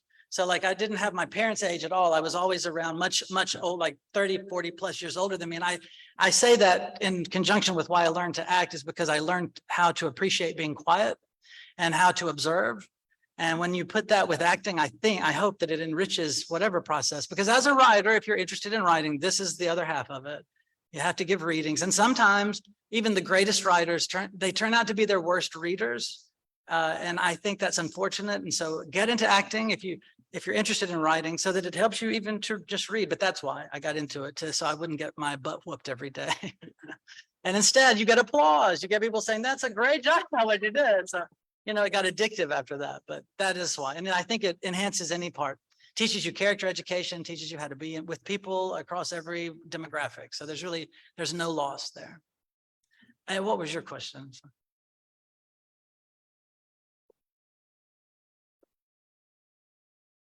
And what is my time? I don't know. Am I okay? Or we have time for, okay. So my question was mainly focused on the full love poem and poems like that. I had to write it down because you kind of blew my mind when I saw it the first time, because I've never seen anything in a form quite like that. And so I was wondering, how did you choose that form and how did people react whenever you like, hey, look what I wrote in, numbers and text bubbles and stuff like that. So I just wondered like what your process was for different types of form like that. It was really interesting. Yeah, thank you. Well, so this particular book is sort of an experiment for myself as a writer. I do not typically write poetry like that. I'm not sure if it's a trend, Dr. Dunkelberg would know better, but new media and where the idea of the shape of visual or concrete poetry or whatever may be headed. But it was an accident in a way, because one of the drafts back and forth between my editor and the publisher and myself, I had sent that copy in Scapegoat where the lines are crossed out, and I forgot. I wasn't even paying attention. It was a draft copy. But then the editor wrote back and she was like, well, this is kind of interesting. Did you mean to do that? And then I am still new in the world of publishing, so I didn't want to act like I didn't know what I was doing. And I was like, I was thinking about it, and she goes, well, this is really meta, do you want to keep it? Because I'd meant for it to go away entirely. And then I was just so not going to be proven wrong about it. But the more I thought, I think it's great to be vulnerable. And I think it matters to other writers looking at it. So with the text bubble, for instance, I wanted that part, but then in one of the versions, they got all crammed up. And then the more I looked at it, I thought, I like that too, because it's giving you a visual way of how I want you to feel in the way you should read the poem, like it's just pounding on top of each other. And I thought, if the publisher was okay with it, let's just keep it. Let's just keep the draft copy, or even make notes to myself. We'll polish some of it and we'll just be vulnerable to it and see how people react. And it's been positive. for the most part. I think it also shows people that weakness can be your strength, right? It's like, this is how I got to where I was getting. And I'm all for preaching the philosophy of embracing the elephant.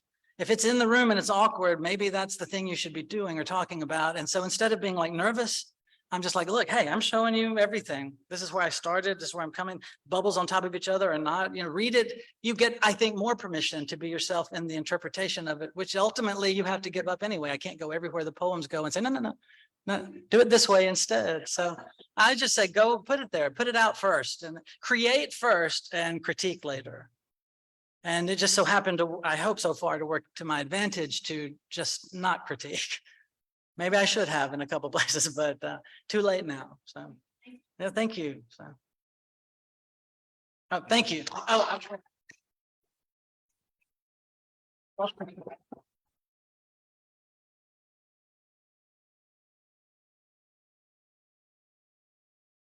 yeah, I will. I'll talk to you. You can ask me.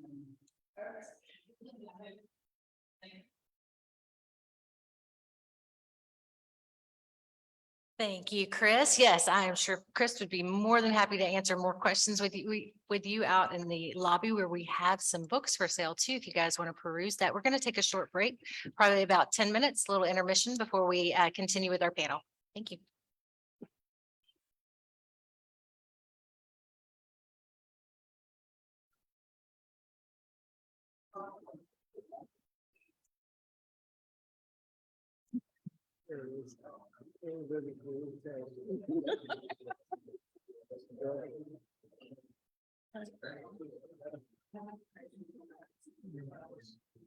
Right.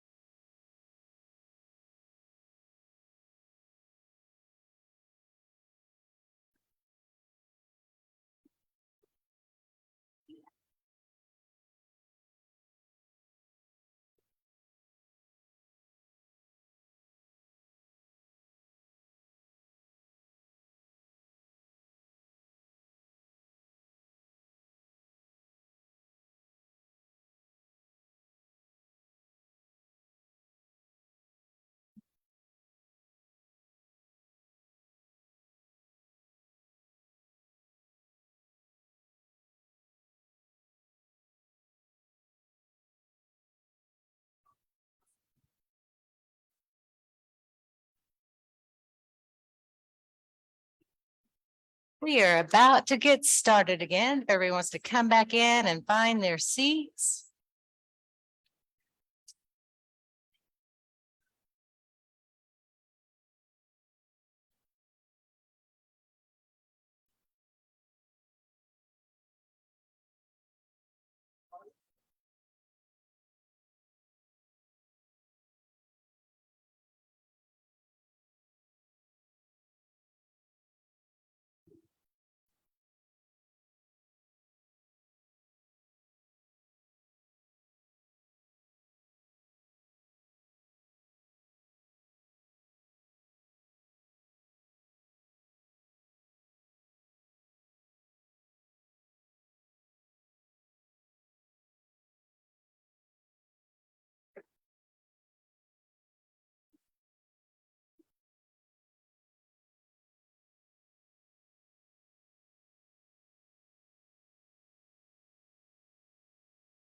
All right, welcome back, welcome back. Next, we have Earl S. Braggs, a North Carolina native from the rural backwoods fishing community of Hampstead. Earl Sherman Braggs is a UC Foundation and Battle Professor of English at the University of Tennessee at Chattanooga. He's the author of 14 collections of poetry, including his most recent Obama's Children and Walking Back from Woodstock. Among his many awards are the Anhinga Poetry Prize, the CNR Poetry Prize, and the Jack Kerouac International Literary Prize. His debut memoir, A Boy Named Boy, from which he'll read today, has been described as a complex jazz memoir of growing up Black and poor in rural North Carolina. One reviewer notes that the roots of race and history reach through the narrative in every unexpected direction. In the midst of familiar injustices, Braggs blows open our conceptions about good and bad, revealing violence where we expect safety, friendships where we expect derision. While the borders of Hampstead were segregated Black and white, he says, the design of this narrative never is. Braggs makes artistic use of jazz and all its tools to convey hard truths in a beautiful way. Improvising, he says in the narrative, day in, day out, the velocity of nothingness. We channeled hard times in directions away from our hearts. What strikes the reader in this narrative is this improvisational feel, itself, but also the jazz rhythms Braggs so skillfully employs. Through diction and syntax, the placement of the line, Braggs creates music on the page. I hope you all are as excited as I am to hear this narrative read aloud. Please help me welcome Earl S. Braggs.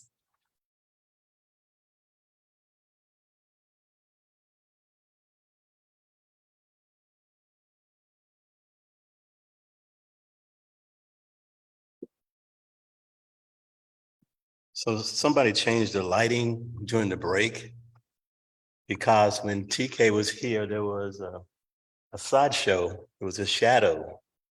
You know, all the movement he was doing. There was a sideshow back here, and the shadow was facing that way. I don't know who paid attention to it. Maybe it was just a figment of my imagination. I don't know. I'd like to start by thanking wonderful host, the W, and especially Kendall and Megan. She told me not to look at her while I was reading, but she's front and center. How can I not? All right.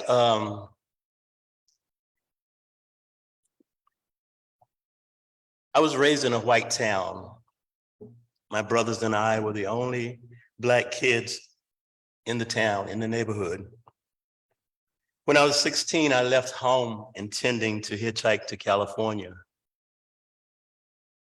I'd just gotten expelled from the Pender County school system for inciting a riot that I did not invent. It was just a fight between a Black boy and a white boy. I knocked him out, and they put me out of school forever. The definition of ugly love. I didn't get far. The next town, Wilmington, North Carolina, it told me that I could stay there for a while. 26 years later, walking, hitchhiking, trains, Greyhound buses, city buses, taxi cabs, I finally made it to San Francisco. I was on the road. I was looking for Jack Kerouac. From one side of America to the other side of America, I wandered, looking and listening for stories. My first poetry teacher was a white man who taught me to catch Venus flytraps. I would ask him a ton of questions, and he would answer some of them. But mostly he would answer with this: if you look at something long enough, you can figure it out. I'm having trouble keeping my voice, so you please forgive me. It's allergy season and I'm allergic to pretty much everything.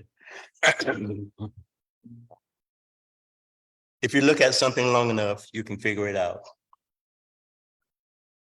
Living in that white town, my first two girlfriends were white, Kathy with a K and Kathy with a C. The first gun pulled on me, put to my temple, a white man, drunk. I was 9 years old.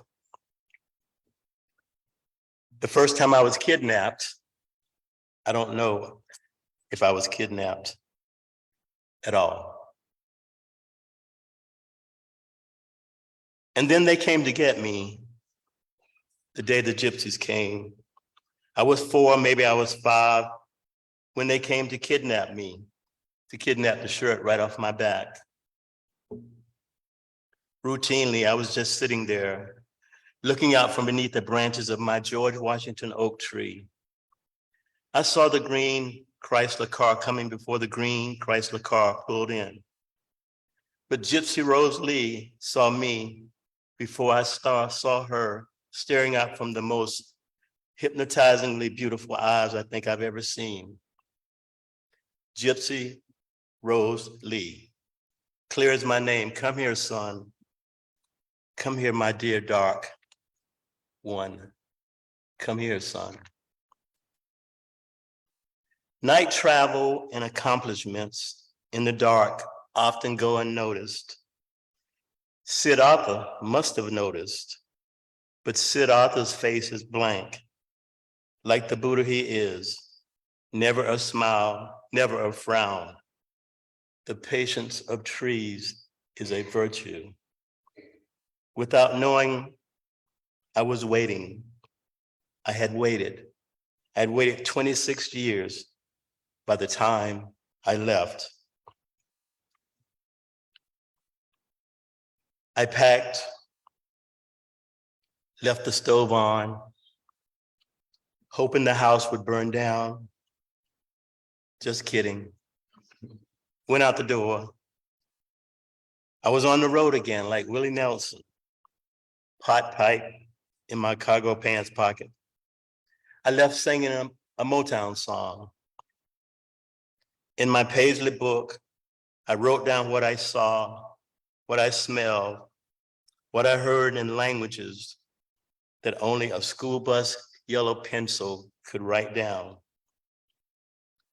I measured the amount each Paisley book page would hold, but mostly between train stops and the patience of remembering young trees. I looked around corners, down alleyways, in between places somebody forgot how to name. I talked my way into the lives of train riding people and people who could not remember where they used to live. Maybe that was it. I don't know. I believe in logic about as much as I believe logic believes in me. Come here, son, as clear as my name. Come here, son, she had said. Someone once said to me, there are no conclusions to be made. All conclusions have already been made. I don't know if I believe that or not, but as I said, 26 years, a road trip, I arrived in San Francisco with a head full of frost. Everybody was wearing a jacket. It was the middle of June.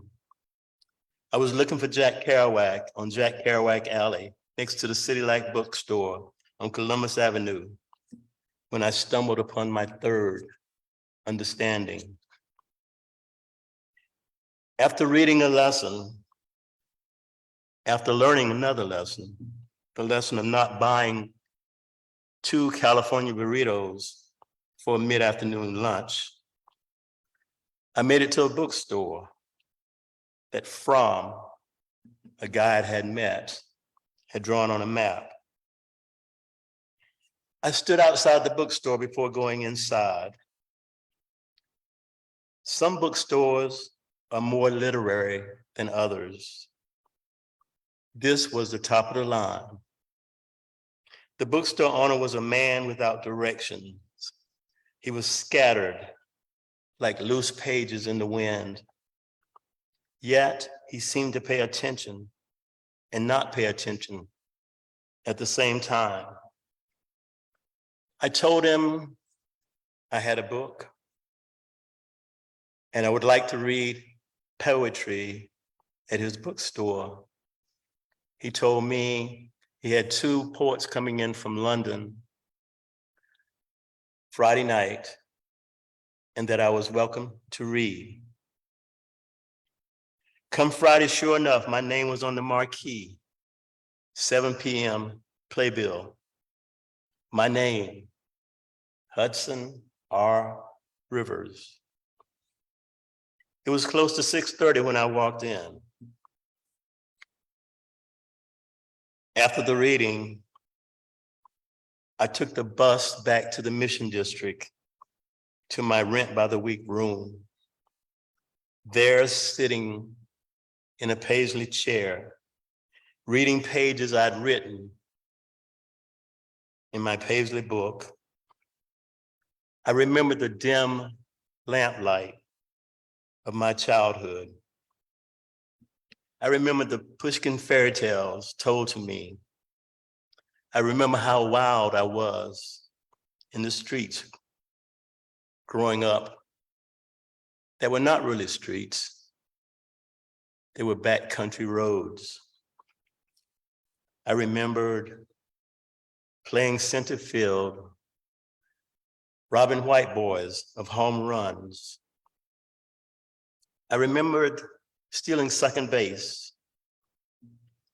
I remember how I used to contemplate stealing home plate, the way Jackie Robinson used to do. Sitting in that paisley chair, I thought about my dead brother Lee. I thought about his face beneath the pale Hampstead moon. Later that evening, we were supposed to go fishing. I thought about my grandmother watching me clean fish, split down the back, always leave the heads on. I thought about my George Washington oak tree. I thought about George Washington's eyes looking down upon me from the top of that live oak tree. I thought about Gypsy Rose Lee. Come here, son, she had said. Yes, sitting in that paisley chair that night, I thought about my mother, Idell Nixon Braggs, the queen of the city that she was born in, the town, Browntown. I thought about her on a bus going and coming from New York City. My mother loved suitcases as much as I do. I thought about my father. I thought about his gleaming white teeth. I thought about the time when I told him I was going into the Air Force. I remembered what he said 2 months before he died. He said, "Now you can fly, son." Yes, there in that paisley colored armchair, I thought and I thought. I thought about rooms of smoke in Mrs. Davis' 11th grade English literature class. At John T. Hargett High School, Mrs. Davis was the only teacher that I loved. When my first book of poetry came out, Hat Dancer Blue, Mrs. Irene Davis was the very first to send a letter of congratulations to me. It had been 21 years since I was in her class. Surprised, I was not. Yet I was surprised by my tears. I guess I needed Mrs. Davis to smile upon me again. I thought about my other teachers, that I still loved, Mr. McGee, Miss Ann Snyder, Mrs. Hart, and how they took turns drawing directions for me to follow. I thought about Venus flytraps. I thought about the fish house and the schoolhouse that expelled me from life because I wouldn't sit down and be still and be quiet as I was told to do. I thought about 3 white Jesuses, Presbyterian, Baptist, Methodist, 3 white Jesuses that unintentionally helped raise me, and how each of them was afraid to disagree with the politics of segregation. Any one of them could have taken that "No Nigger Down" sign down, but none would dare try. I thought about the time in Omaha, Nebraska, when I met this white woman who told me a secret. I thought about my cousin, Preston Lee, in church on a Sunday morning. The church ladies would always say, "That boy can sing. That boy can sing." Yes, in that paisley colored chair, I thought about the contrast of Black and white life, the contrast of city and country life. I remembered each and how each was a kind of living in a black box life.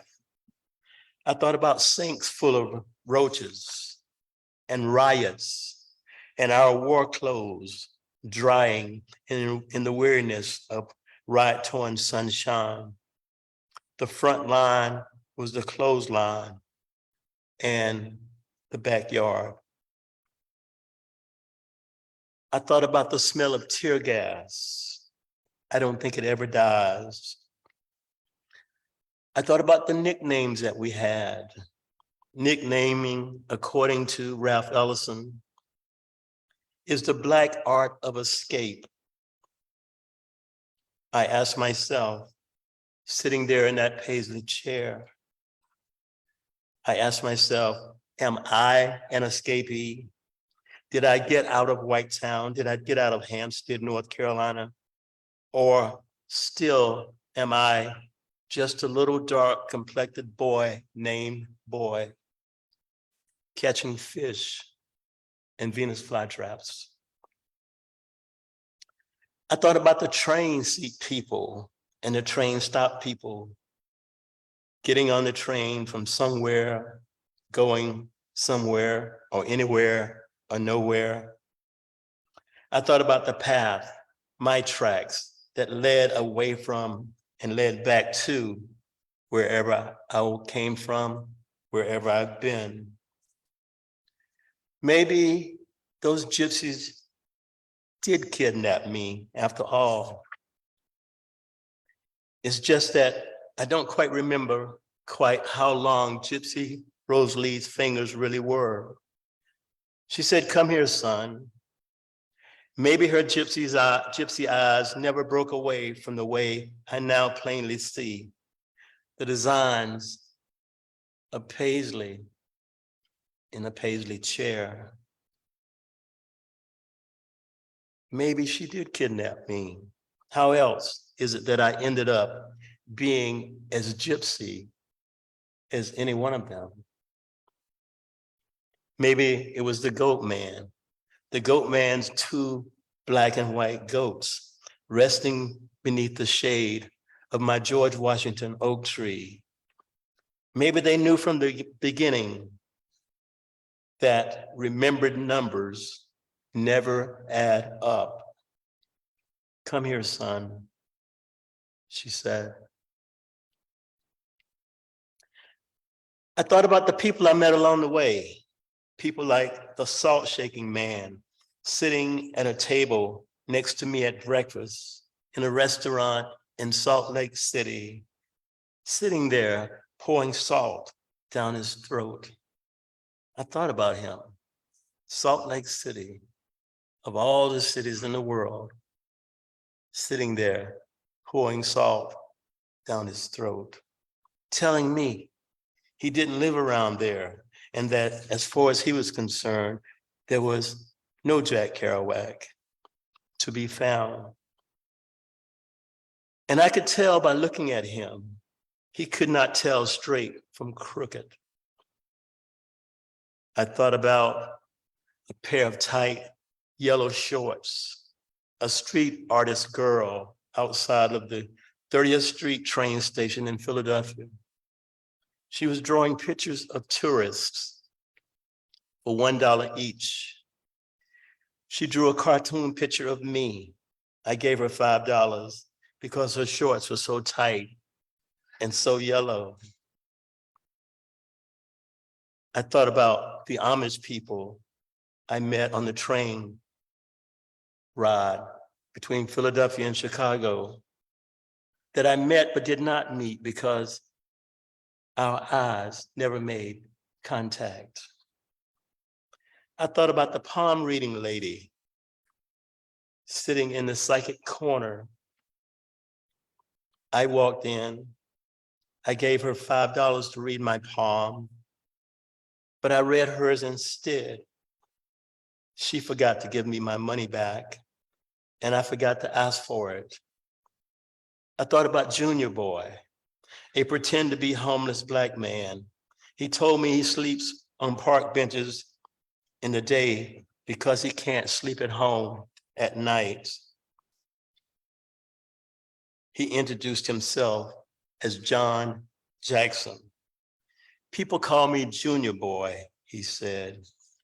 I told him I was looking for Jack Kerouac. I told him Kerouac was dead, stunned, scattered, shattered that I was looking for a Black dead man. I told him Kerouac was white. You ain't never gonna find that nigger, he said. Deep into the deepest part of the evening, deep in the seat of that Paisley chair, I thought twice about Spencer. I thought about From, Spencer and From, each cartographers in their own map-making way. I thought, and I thought, and I thought, and I remembered when I fell into the night with Allison and me holding hands, running through Chi-Town, running through the night, jumping puddles like teenagers in love, trying to make it to the bus stop before bus 29 decided to pull away. The blues, Chicago blues man, Buddy Guy, who took my mother to Las Vegas the same year I was born. He bought my mother a ticket, a one-way ticket, when he found out that my mother was pregnant with me. So that night in Chicago, Allison and I were going to see if Buddy Guy's place was still in the same place that it used to be. Winded, breathing one breath, we fell into the last seat on the damn near empty bus number 29. Allison took both of her hands into mine and said, "You know what, Hudson?" "What?" I said. "You know," she smiled her red lipstick look. "You know, maybe you're not looking for Jack Kerouac. Maybe Jack Kerouac is looking for you." I don't know how many moments passed when the beautiful voice I had fallen madly in love with started singing the lyrics to a Stevie Nicks song. When the rain washes you clean, you'll know. I woke up the next morning still sitting in that Paisley chair. Stevie Nicks was still dancing like a witch at the Red Rock in my dreadlocks. My train of thought had raced on by only to stop and start red as unsmeared red lipstick.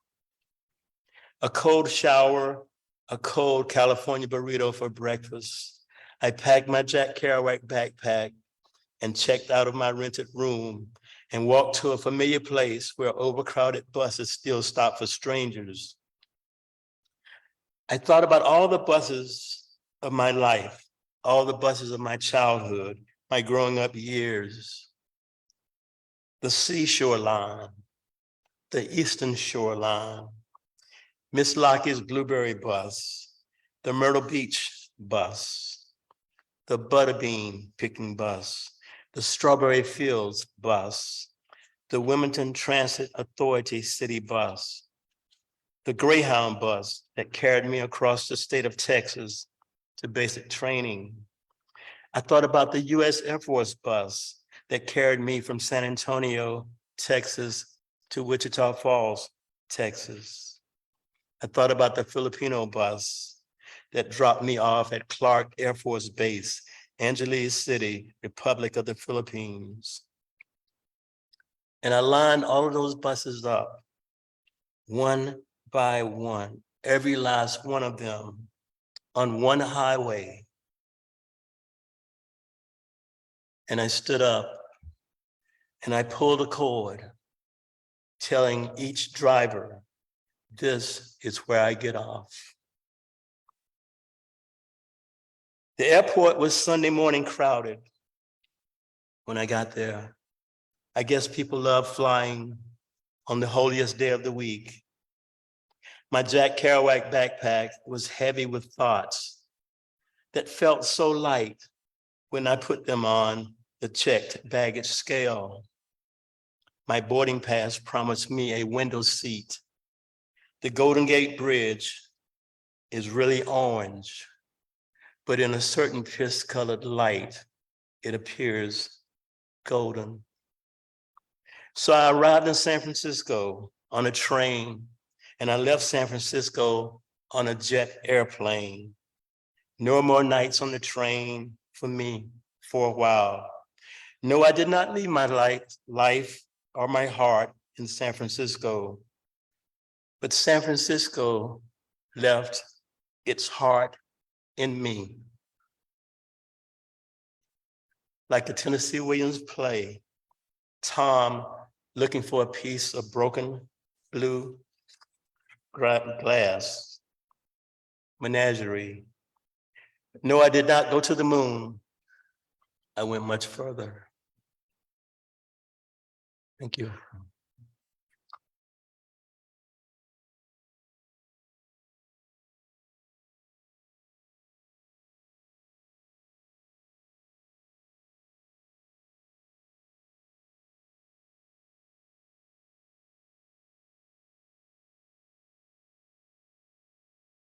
And since we have a minute or two, maybe, did I run out of time already? Do I have time to read one poem? Sure. What else can you say, right?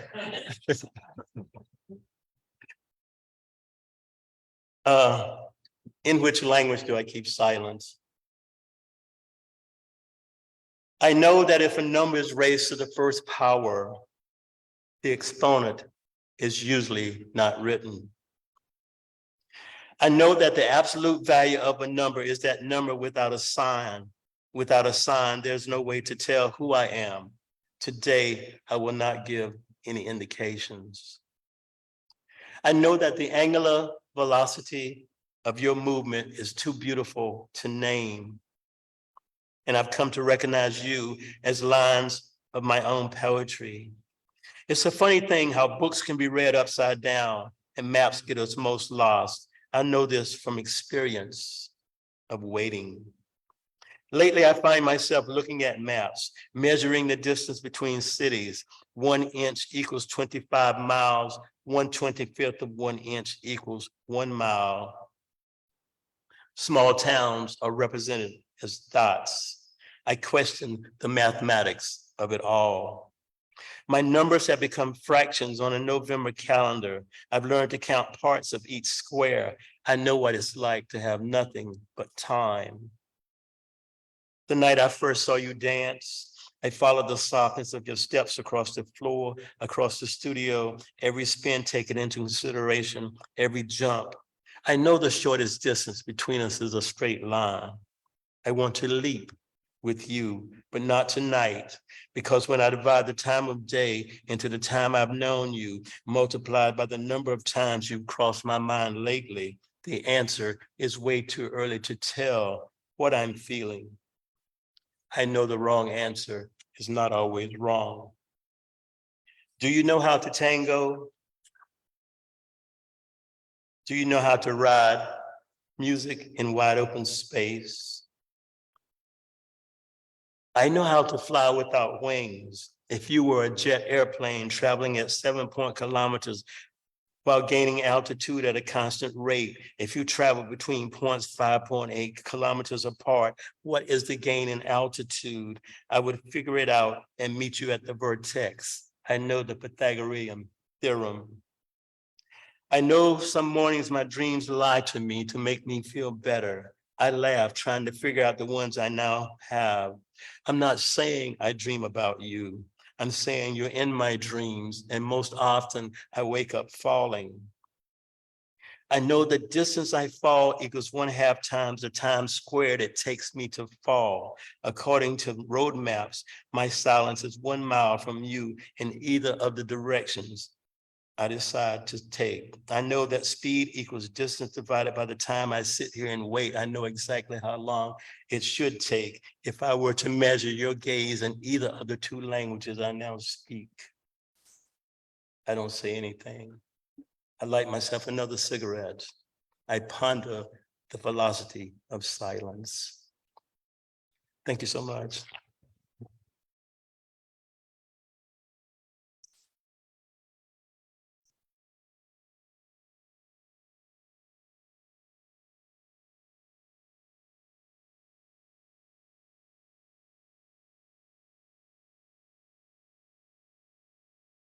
I tried to use up the question time, but maybe I didn't.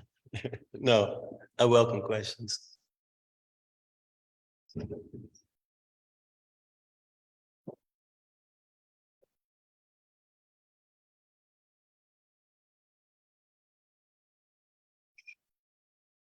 When you were, so basically you wrote a story about like a boy and he goes through different things. Like what was your main intention on what he was going through?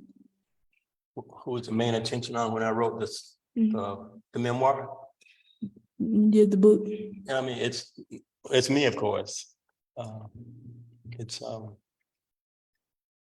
my experience of, actually getting kicked out of school when I was 16 years old and, thinking I was hitchhiking to California, ended up in the next town. And so 26 years later, I get a grant from the university to go to California. And so I decided not to fly. I started off hitchhiking, but I had long dreadlocks. It was in the mid-90s. And people were just not picking up people wearing long dreadlocks, black people. So I ended up on a train for the most part. Yeah, but it's me. Thank you.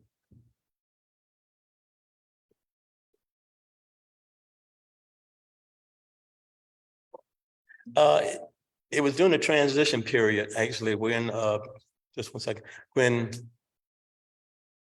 When I was young and hitchhiking, I used to hitchhike all the time. You were afraid of the person picking you up. Now it's the reverse.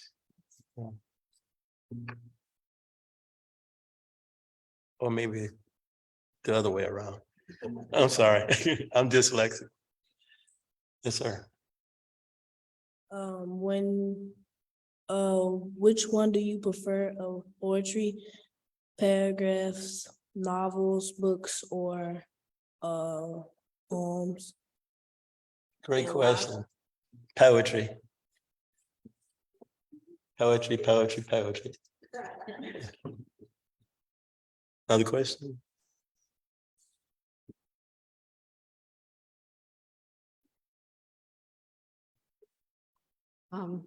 So as our MFA class was reading this, we were starting to think of it as just one giant prose poem.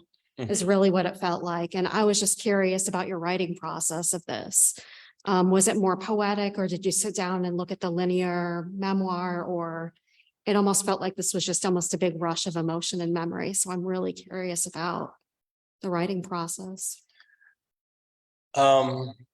I didn't write it to be a long prose poem, but I guess that's the way I think, and that's the kind of music I hear. And I love playing with language, and poetry is music, and I love to see what language can do. And I listen to jazz all the time.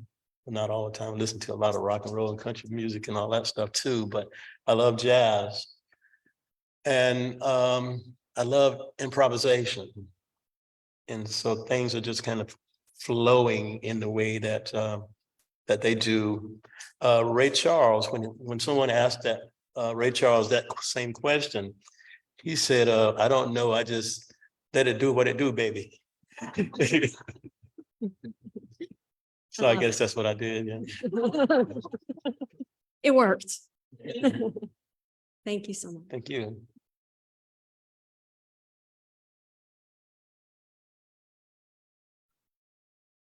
Go ahead. I would be remiss if you didn't have a question.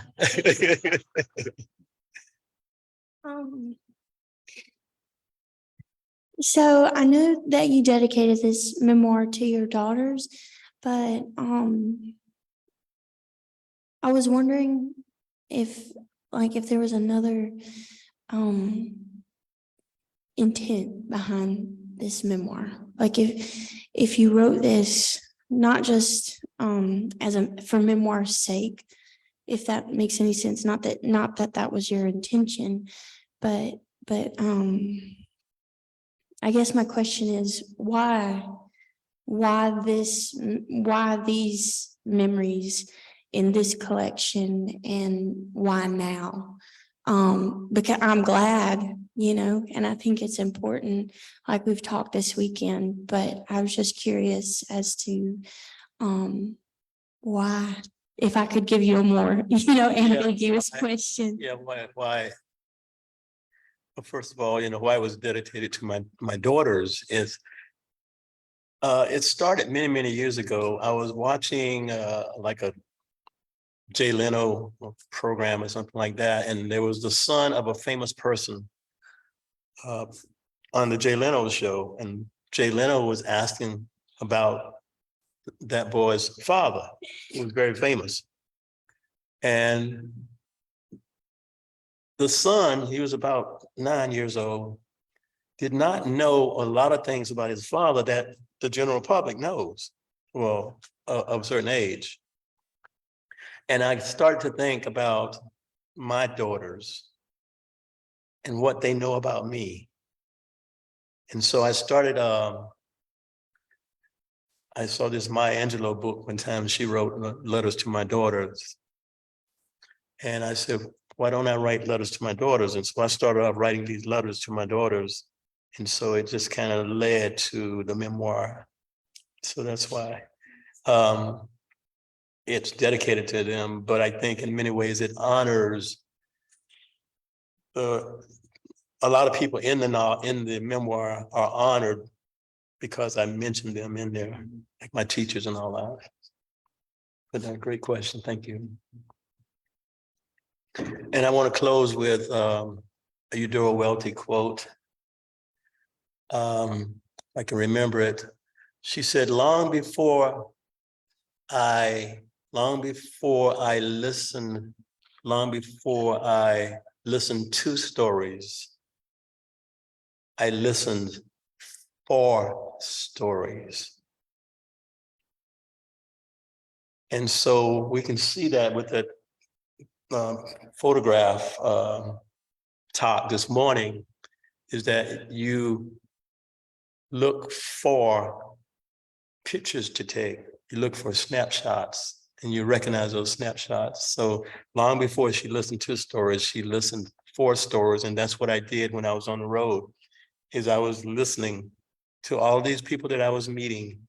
I was listening for their stories. Thank you so much.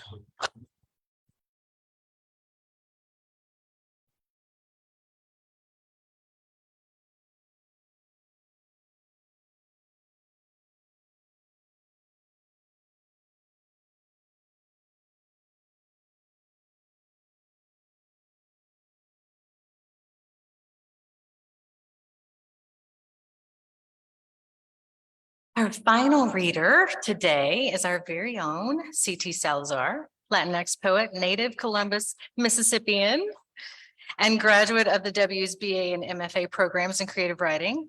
His debut poetry collection, Headless John the Baptist Hitchhiking, finalist for the Theodore Rothke, I mispronounce it every time, I apologize, Memorial Prize, focuses on the history of violence in the American South. And as one reviewer notes, how the individual's loss of faith in God could be reconciled by discovering the holiness of human connection. As a lifelong Mississippi resident, Salazar has devoted his latest work to what he calls a reckoning with Mississippi and the ways Mississippi reckons with itself, our ongoing social restlessness that both limits our livelihood and offers us the opportunity to recognize our humanity in each other. Whether it is a question of faith in God, Mississippi, or that which we desire, Salazar's poetry seems to answer with connection, human connection, and with love expressed through a precise honing of the language. As he says, rather than the universals that veer towards reinforcements of white cis hetero norms, it is in the particulars of details and feelings and language that poets write that makes genuine connections with readers. The laws of language are entangled with the laws of desire. When we demand more from our words, we demand more from that which may fulfill us. The beauty and love we're truly capable of will first have to demand in language. Our poems carry that demand, and tenderly we see each other. I'm thrilled to hear CT share his work with us today, and may we connect and see one another there. Please help me welcome CT Salazar.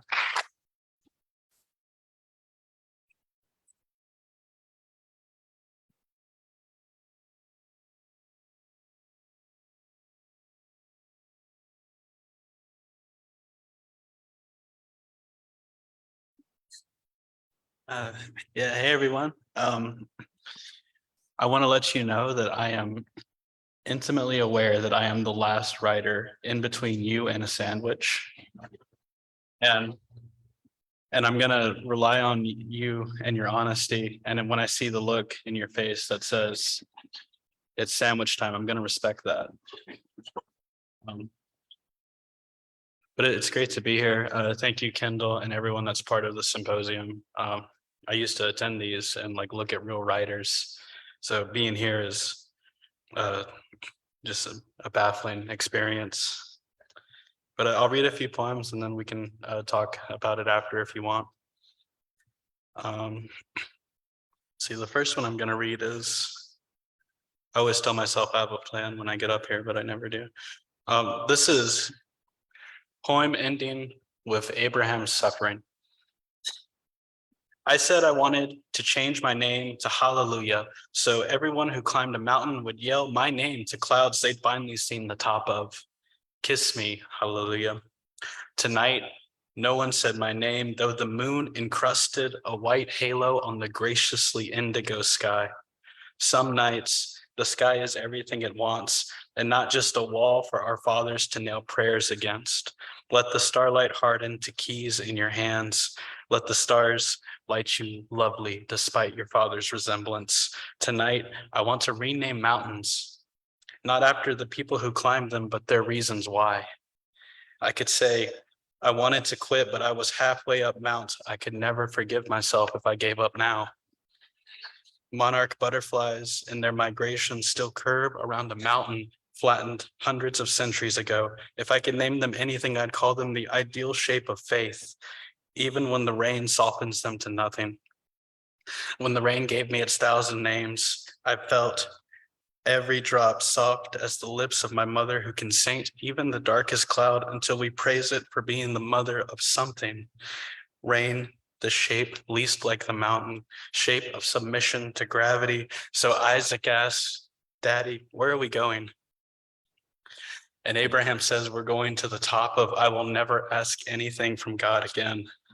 A knife in his tunic, the mountain so sharp, it cuts open the belly of the morning.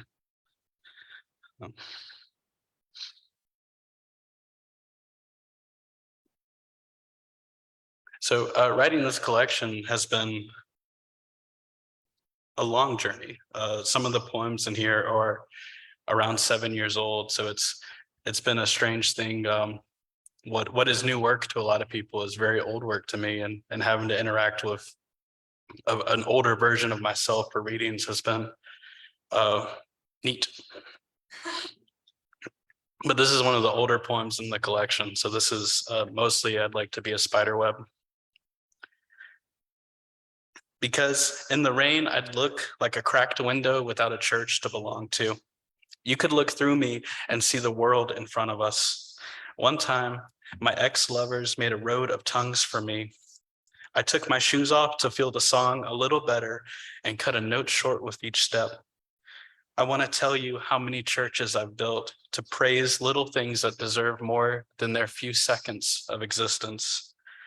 Like the time I opened my door, smelled hibiscus, and knew you were home. Like the time a child told me there was a God, and because he was smiling, I believed him. Mostly, I'd like to be a spider web, to feel you walk through, to see if you'll take me with you, despite the spider I bring. Let's see. And this is my father in the ICU. He says the IV needle is long like a dragonfly with torn off wings. What would you call this? Not the dragonfly, but the way I didn't realize I'd be strong enough to lift his gray body, his hair flat from sweat, his arm outstretched like Adam, exiled from the Sistine Chapel, Adam with a bad gallbladder and IV dripping morphine. I would call this acceptance of defeat. And I would call the skin under his eyes the grave where his pride is buried. I wake up and he is a cloud floating above the bed. I rub my eyes until he's a man again, saying that my shoes need a good polishing and that he'd do that for me when he gets out of this place, where his body is as messy as his handwriting. He is a bear they cannot manage. He is a handful. He is an arkful. Surgeons removed a glassy-eyed fish choking on a rosary bead. Yes, he is a bear rubbing smooth my heart walls as he lumbers back and forth from consciousness. I rub my eyes with hands the color of burnt clay pots. I make a jar with them. I tell him, look, Daddy, even your grief is not too heavy for me to hold.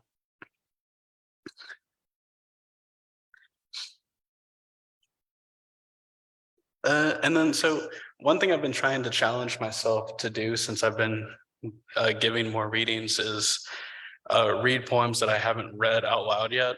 So I'll do that next, just to make sure I'm not reading the same stuff over and over. Let's see. Yeah, so this is a poem with the head of Homer in it. The list of relics is long, and I want to find everything I've lost. I understand we're constantly losing things, and this makes them valuable. The bones of St. Peter, didn't you know, were found recently. Peter knew where they were, of course, but the wisdom of the dead is mostly lost on us, could only for gathering dust, but somewhere there must still exist the remains of people who may or may not love us today if they could. The world were withering. If Homer was real, he loved wine. He would have loved me and all my flightless magnificence. If Homer was blind, all those marble sculptures of his face could see as much as he could. This makes him the perfect subject. Are you still with me? What if I've lost my way? Stumbled into this coffin called home. This may or may not be my country. The American dream and me have little in common. We will both be dead in no time. Relics someone might find if they dig. The marble head of Homer probably doesn't remember its home or its body. Forgetting is a kind of mercy. Eventually, even the cemetery forgets it's a cemetery and looks like an open field. One Homer would have loved for a battlefield.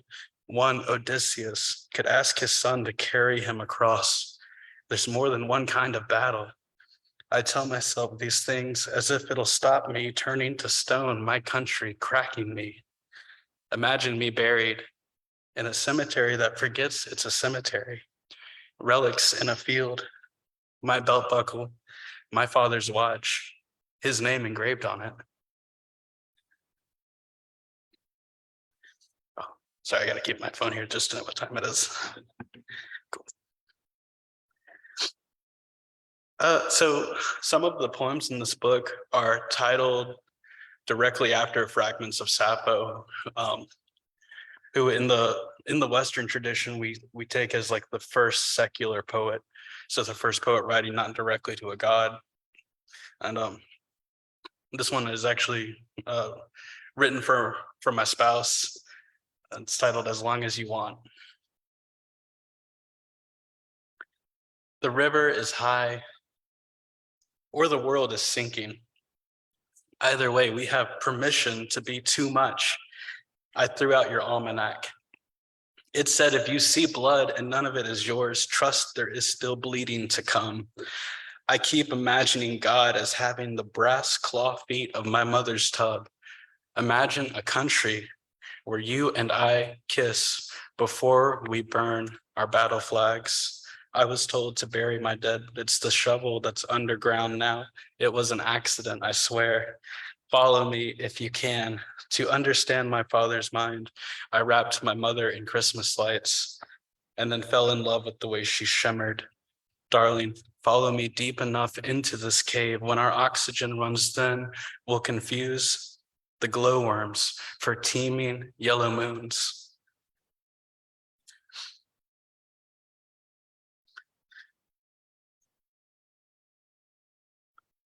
And there's a few poems in the manuscript that, it's not a manuscript anymore. There's a few poems in the collection that are in conversation with Noah's wife, who in the King James tradition is unnamed.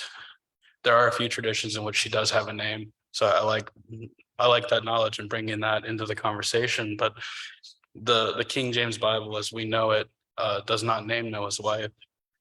So a few of just because the archivist in me is really obsessed with the document and our capacity to lose things and how we don't see most of our world and the memory of it as valuable. And now looking back, when we don't have things that are important, we have to reckon with what we've lost. So this is Noah's nameless wife takes inventory. Horse heart, hyena heart, swan spine, silver fish shining in black water, yes. Timber wolf tooth, yes. Pity the ark with its belly full of glowing tongues. Touch the lion's paw only while it sleeps. The red-tailed hawk with jewels for eyes swallows the field mouse, and the mouse was the only proof the field existed. What else will be forgotten? The hawk will starve soon. We will starve soon. The dogs will howl like a god, learning the word for light, and nothing will howl back.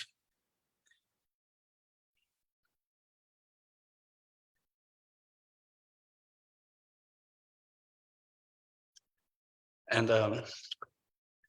this is a longer poem, so stay with me. But this is the last poem that was written for the collection, and it was in a process of I had a contract for the press that would make this book, and in that space, I was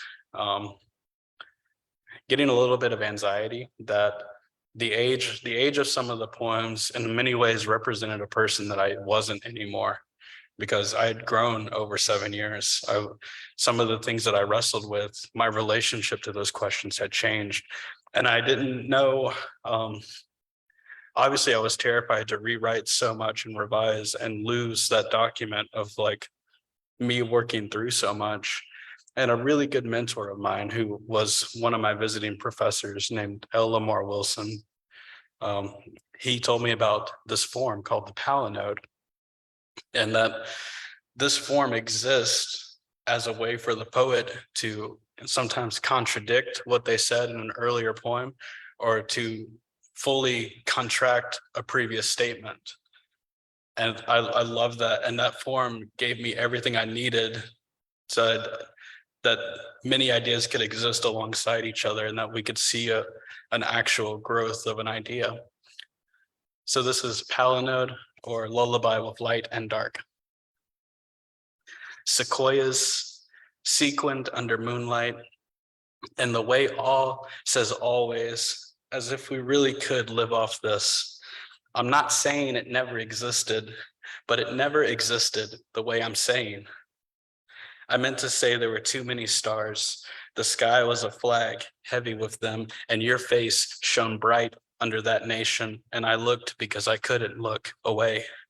And looking at your hands, you lying starward like a dare to flare out, I woke up from dreaming, two hatchets glimmering in the grass.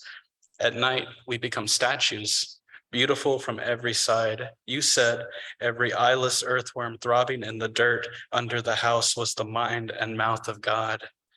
Imagine all the flowers in paradise we've trampled, ready, growing, and ready to forgive us. Because the road's endlessness and coming home alive both depend on bones and their ability to break into church music. And if the body becomes a pillar tarnished with the imprint of so many careless hands, and if I tell you now that I've been the evening, yes, I've been that late and full of flies. And if I tell you the fog for lack of a body must be my grandfather, that we all disappear like that, I take it back. Prayer. I hold antlers to my head and my shadow swoons. Prayer. Horses run into the barn and dart out the other end as birds. Prayer. The sign around the scarecrow's neck. My kingdom was kindness. And I will read one more, and then we can have questions and go to lunch, you know. I'm pretty excited. Like, if there was a microphone at my stomach, you guys would hear a radically different poem.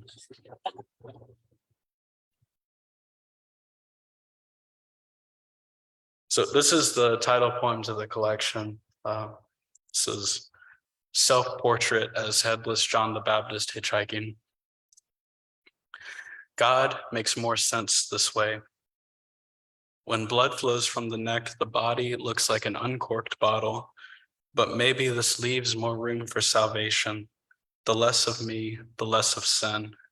You said I was temptation, the way my eyes looked pure as pine in a window of white, but still called me a saint after I changed your flat tire. You're right. Holiness is in the hands, even if it's always the head that gets haloed. I said I wanted to worship something, even if it's just the black beetles in your yard crawling around hurriedly like pieces of a star trying to reassemble itself. In your apartment, we danced like we knew each other. You rubbed your hands against my neck and shoulder as if you were shaping me out of a blackberry vine. I said the dog-mouth dark carried me here and laid me in your bed. I said lamb and felt myself become gospel in your hands. Thank you. Thank you.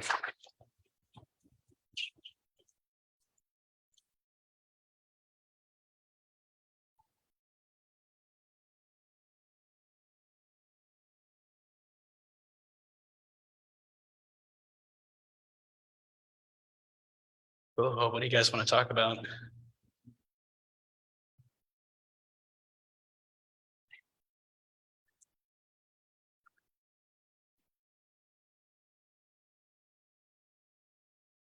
I really enjoyed your poems. Thank you. Would you share with us something about your Christian upbringing? My Or- upbringing? Yeah. Yeah, of course. Yeah, and that plays a big part of why the book was written. The family I was raised in, I was raised by a white Southern Baptist mother and a Latino Catholic father. So no, for sure. But it was a household where I was encouraged to wrestle with faith, to not take anything for granted, I was never told to believe something. Of course, the consequence of that as an adult is now I'm still working through what I believe in.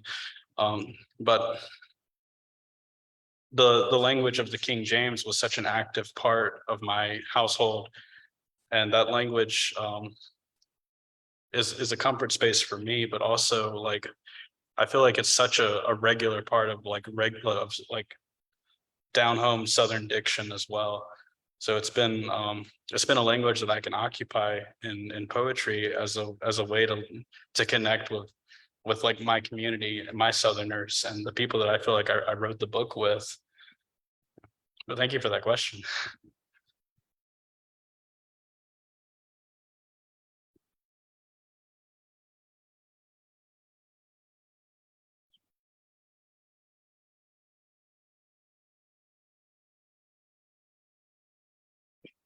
Like the poems that you wrote in the collection, was it just stuff that like you experienced or just stuff that was on your mind? Yeah, that's a great question. It's stuff that I'm such a slow writer. I write a line or two sometimes a week. So the writing that made it into this book was just little things that I had written down over a lot of time. And for whatever reason, they were images that I couldn't let go of, or I wasn't ready to let go of yet. And little things like beetles crawling around, things that for whatever reason just had my attention. And I think that's what a good writer is doing, that I try to emulate, is someone who's just paying attention. So like little things that for whatever reason felt important. Thank you. Yeah, it's a great question. Thank you. So one of the things I love about this book is that it is so particular and so unique in its telling of certain stories. Beautiful. But I want to ask you about the cover, which is also beautiful, and how you came to pick that, or Yeah. tell us about it. Yeah. So this book was the product of Acre Books out at University of Cincinnati, umbrellaed under University of Chicago. When the manuscript was accepted and we were going through that phase of what a book cover would look like, the lead publisher, Nicola Mason, who's fabulous and worked at LSU Press for a long time, she told me to send her some book covers that had come out recently that stuck with me, so that she could kind of see like what kind of aesthetic I was drawn to. And then she was like, but also I need you to know that the designer may disregard everything that you tell us, because they have an in-house designer and she does every cover for Acre Books, and she's fabulous. And that was the case. So I sent several covers that I loved. I sent some pieces of art that I really connected with, and none of it looked like this. But the designer read the book and went searching on her own. And I still remember when it was Nicola and Lisa, the poetry editor, emailed me and said, we're about to send the cover over and we love it. And we think that you're also going to love it. And it was this, and I immediately connected with it. I recognized it immediately as the Mississippi River, which plays such a big part in my writing, and rivers in general are a big motif for me. But yeah, that's the story of that. Yeah. Oh. Yeah. Hey, in our seminar where when we read your book, we talked a lot about the typographical choices and sort of layout on the page kind of choices that you made. And I wondered if you could talk a little bit about your use both of the double column poems and the pluses that you use in some of your poems. Yeah, that's an excellent question. So a lot of the poems use my favorite piece of punctuation is the plus sign. And a lot of the poems use that as a stand-in for and, or to physically mean plus. So like those choices are just ways, like I'm always feeling like it's weird to be a poet and like have such little faith in language, but I always think that like we are drawn as poets to write because we're seeing the failure of language played out in real time. And any choices like that have been made as just an attempt to get closer to what I'm trying to, not just what I'm trying to say, but what I'm trying to understand. I hope that answers the question. Yeah, okay, cool. What was going through your mind when you first published your first book? Oh, what was the first part of your question? I'm sorry. What was the first part? I got an echo. I'm sorry. What was going through your mind when you first published your first book? What was going through my mind? Wow. I was shocked. I remain shocked. Like some individual poems have been published beforehand, and that was really gratifying. But when the book came out, it was a level of reaffirming and joy. And like everyone in here that's a writer, I'm sure you guys know or will know soon, the MFA students, right? Yeah, it's weird to invest in something so abstract. And anyone who's an artist, I think, can feel that a little bit, that you're putting so much time and energy into something that you deeply care about and sometimes have so little to show for it. But then the book is here in the world, and that's to show for it. And like the connection that it has with other readers and those conversations, and even just getting to be here and talk to you is a big deal to me. So yeah, I don't take any of it for granted at all. Thank you. Yeah, thank you. And thank you guys.